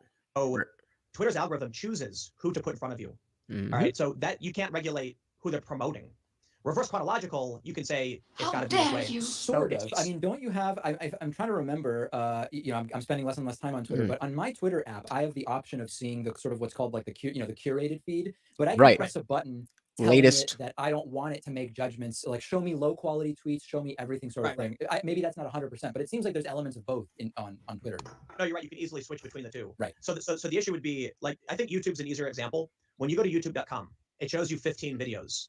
You might have 1,000 subscriptions. Sure. So YouTube has to choose who you're going to see. That's promotion. I don't think YouTube's under any obligation to promote your content. Okay. Fair. In terms of your subscription, I agree there. Tab, however, it should notify you that the person you're following has a new video, and you can choose to click it and go to their channel. Fair. So this is huge. I mean, something obviously very close to me. And while we're talking about it, I bet none of you got a notification for this. So if you could do me a huge favor, take the URL of this video and plaster it all over social media so that you are the notification. I need you to be the notification that you want to see in the world. But that is exactly what we're talking about when it comes to YouTube specifically, and the notifications. I don't know if you saw my community post tabs. I was just talking to Team YouTube about how what the algorithm is so advanced. Why is it that you guys are so bad with notifications? And Team YouTube was like, well, sometimes people don't understand they have notifications for the app itself turned off. I'm like, no. I'm talking about people who get notifications for other channels, who get notifications for my channel sometimes, but there's no consistency. And then as a YouTube viewer myself, I've been, using the notifications long before you even had to hit the bell. There used to be notifications, and then when you hit the bell, then that was the default. And then they added all personalized or custom or something like that. And so customized, I think it's like your top 10 channels. They'll notify you whenever they do anything. But like if I'm not in your top 10 and I go live, even if you have notifications on, if you don't set it to all, then you're just not going to know. I don't know. That was a little side rant, but I don't understand why they don't put more effort into making that better. Every other platform is on point with notifications. The second something happens that you're supposed to be notified for, They notify you. So algorithmic versus reverse chronological are very different. If I say I follow you and I want to see your tweet when it happens, and that's how the system works, right? And we put a regulation in place, it would be specific to that feed, which is part of the challenge. Yeah, but again, so I mean, on Reddit, you can hit the new feed, which will show you reverse chronological, or you can hit the hot feed, which is a sort of popularity-based algorithm. So again, and I don't have a problem with that. But I think the default again should be the latest. The default should be the reverse chronological, not the curated feed. it seems like the difference you're pointing out that is making you fall short of saying Reddit and 4chan should be regulated the same way is not really that much of a difference. So, I mean, if you don't think Reddit and 4chan should be regulated the same way, that's a totally legitimate position to take. I would just want to know that. I think. Yeah, I agree with Backman. It sounds like he is, saying they should be regulated the same, but not really saying it, and I'm not sure why. In terms of user, so Reddit isn't an algorithm. What gets upvoted is based on what the community chooses to push forward. Yes, although there are always questions as to whether that is a complete representation of what the community is voting for, or whether Reddit is influencing it. But I think that's fair, but in the context of just how well can a social media platform do in terms of what you see and how that curation works, I think the user-based upvotes is a better way than anything else that we see. In theory, that's what it is. Okay. I mean, yeah, if people don't vote, what do you do? Like, we want to encourage them to vote. If they don't, that's what they get. In fact, I believe it's called the 1% rule, that 1% of users on Reddit are the ones making the content go to the top. Sure. 99% just absorb it. That's another. There's like a 10% rule on YouTube as well that I've noticed. I don't know if this is a well-known thing, but I've always noticed you look at the subscriber number. Once you get to past like 5,000, you're in that 10,000 subscriber range. You usually get 10% of your subscribers will watch your video. 10% of the people who watch the video will like the video. And 10% of the people who like the video will comment on the video, or sometimes the like and the comments are like depending on what the video is. The more controversial, more comments. But the 10% rule is what I see very, very often. Take a look. So let's even look at this video. So this channel has 1.5 million subscribers, and this has almost 400,000 views. So that's not even 1%, right? Am I stupid? No, I'm not good at math. 1% would be 150,000. Oh, okay. So so this is 20%. 20%. And then out of 396,000 views, there's 6,000 comments. So again, he's doing good with 20%, but it's right about in that area. So I don't know. Sorry, that was another little random aside, but moving on. I think that's the same on Twitter, though, because most people don't like, reply, or retweet tweets that they read, right? It's true. No, you're right. Sure. I got to be honest, though, man. I really, I can see these problems. I don't think I know how to solve them, but I do feel No. I'm just wondering, like, if there's something that you think is uniquely different where you don't want 4chan and Reddit subjected to whatever regulation you do favor for Twitter. And so regulation will have to be specific based on technology, but they should all be under the same constraints. Guys, remember, as soon as the show ends, we are heading over to Discord to do the panel discussion where we don't have to worry about algorithms and curse words, and we can say whatever we want. So hit the link. Make sure you sign up and get in there so you can be part of the after party. It's so much fun. And don't forget about that $100 contest. I got no special privileges for anybody, but again, acknowledging 4chan isn't an algorithmic system. It's just based on when you comment, it moves to the top. So the difference I'm trying to make, I guess, is that YouTube chooses the winners and losers, and so does Facebook. You can't regulate that. Facebook is under no obligation to promote me to anyone. Right. If I have a page, you can go to it if you want to. Right. So it's different. It's tough. I don't know. Unless someone chooses reverse chronological feed. I don't know. Fair enough. Okay, well, listen, I mean, I don't do these like 4-hour streams where we continue beating a dead horse. What I like to do is, this is a really good initial conversation. I think my audience and I now have a better sense of sort of where you stand, and I want to think more about these issues. But I think that this has been very, very interesting, and one of the, I mean, political differences aside, because we have them, I hate doing this stuff where I pretend like it's all about the marketplace of ideas, and every idea deserves the exact same amount of time. I'm not for it. That's not what the marketplace of ideas is. A marketplace implies different values. If everything costs the same thing in an economic market, that's not a marketplace. I mean, I guess technically it is, but when people talk about a marketplace of ideas, it means that all of the ideas are out there, and the ones that are better will rise to the top, which is how it's worked forever. That's how it's worked forever. I don't understand why people think that that can't exist in just the new way that we communicate. It's always been that way. Any of that bullshit, as I you agree. know. But I do think that if we can have actual productive conversations about important issues, even if we have political disagreements, that's still a good thing, and hopefully the audience agrees with that. Oh hell yeah, this is what we need to be doing, man. And I want to point out that when the point you made about it's the idea, not the identity, is extremely important, particularly for me, and I think for the conversation, because I think that is being lost, right? The idea that Twitter, we need to separate the ideas from the identity, right? I think we do. I think we absolutely do. That's fascinating, actually. I'm gonna think of that one. So if everybody who's watching on my channel, stick around because there's a million super chats that I want to All get right, to. so they are. That's pretty much the end of where they are talking about things. And so, you know, like I said, I wanted to keep this this stream on topic when we're talking about being platformed, being deplatformed. What is acceptable free speech? What is acceptable free speech for these specific platforms? All of that stuff. I think we touched on a lot of things that without having to dive into the specifics of, you know, what Kanye said and all, you know, all of that stuff. Now, if you're interested in diving into that, we can have a much easier time having that conversation on Discord. Again, the link is in the description. As soon as this show is over, that is right where I am headed, and I know a bunch of people will be there as well. So do not miss the after party.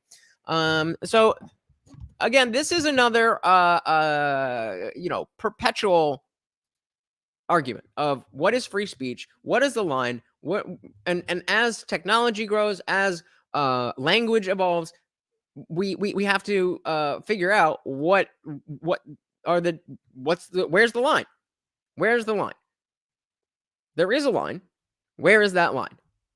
So that is the burning question. This yet again is another stream where I am not giving you answers. I am giving you questions. So the question that I want to see in the comments below the video after the stream is where you think the line should be.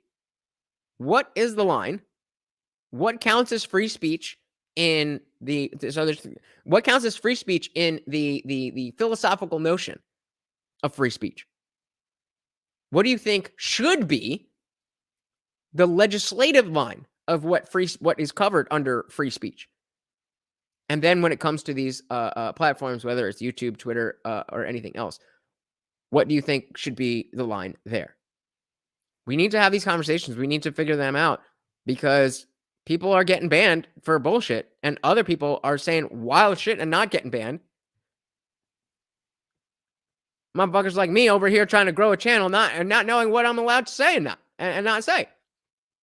So I want to thank you guys so much for hanging out. This was a very interesting one. We had a long week of spicy videos, spicy content, and you know, Fridays are always a little bit slow, but I appreciate you know, you guys coming through. We had a nice little packet here. Thank everybody that was here. Toro, Mikey, No Freedoms, Vinny, of course. I Am That I Am was in here. Who else do we have up in the building? Divining Rod, of course. Never can I post something on YouTube without getting a comment, a like, and something from Divining Rod. And I appreciate that so much because even if he doesn't have anything to say, he will just comment to help us in the algorithm because he understands that the more people we can get to have these conversations, the better the conversations will be. The less it'll be about me preaching what it is that I think, and more it'll be about all of us having a conversation. And that is what I want to do with this channel. So I want to thank you guys so much again for hanging out. I can't thank you enough. I can't thank you enough. I know on a Friday night you could be doing anything else in the world. So the fact that you're here with me is awesome.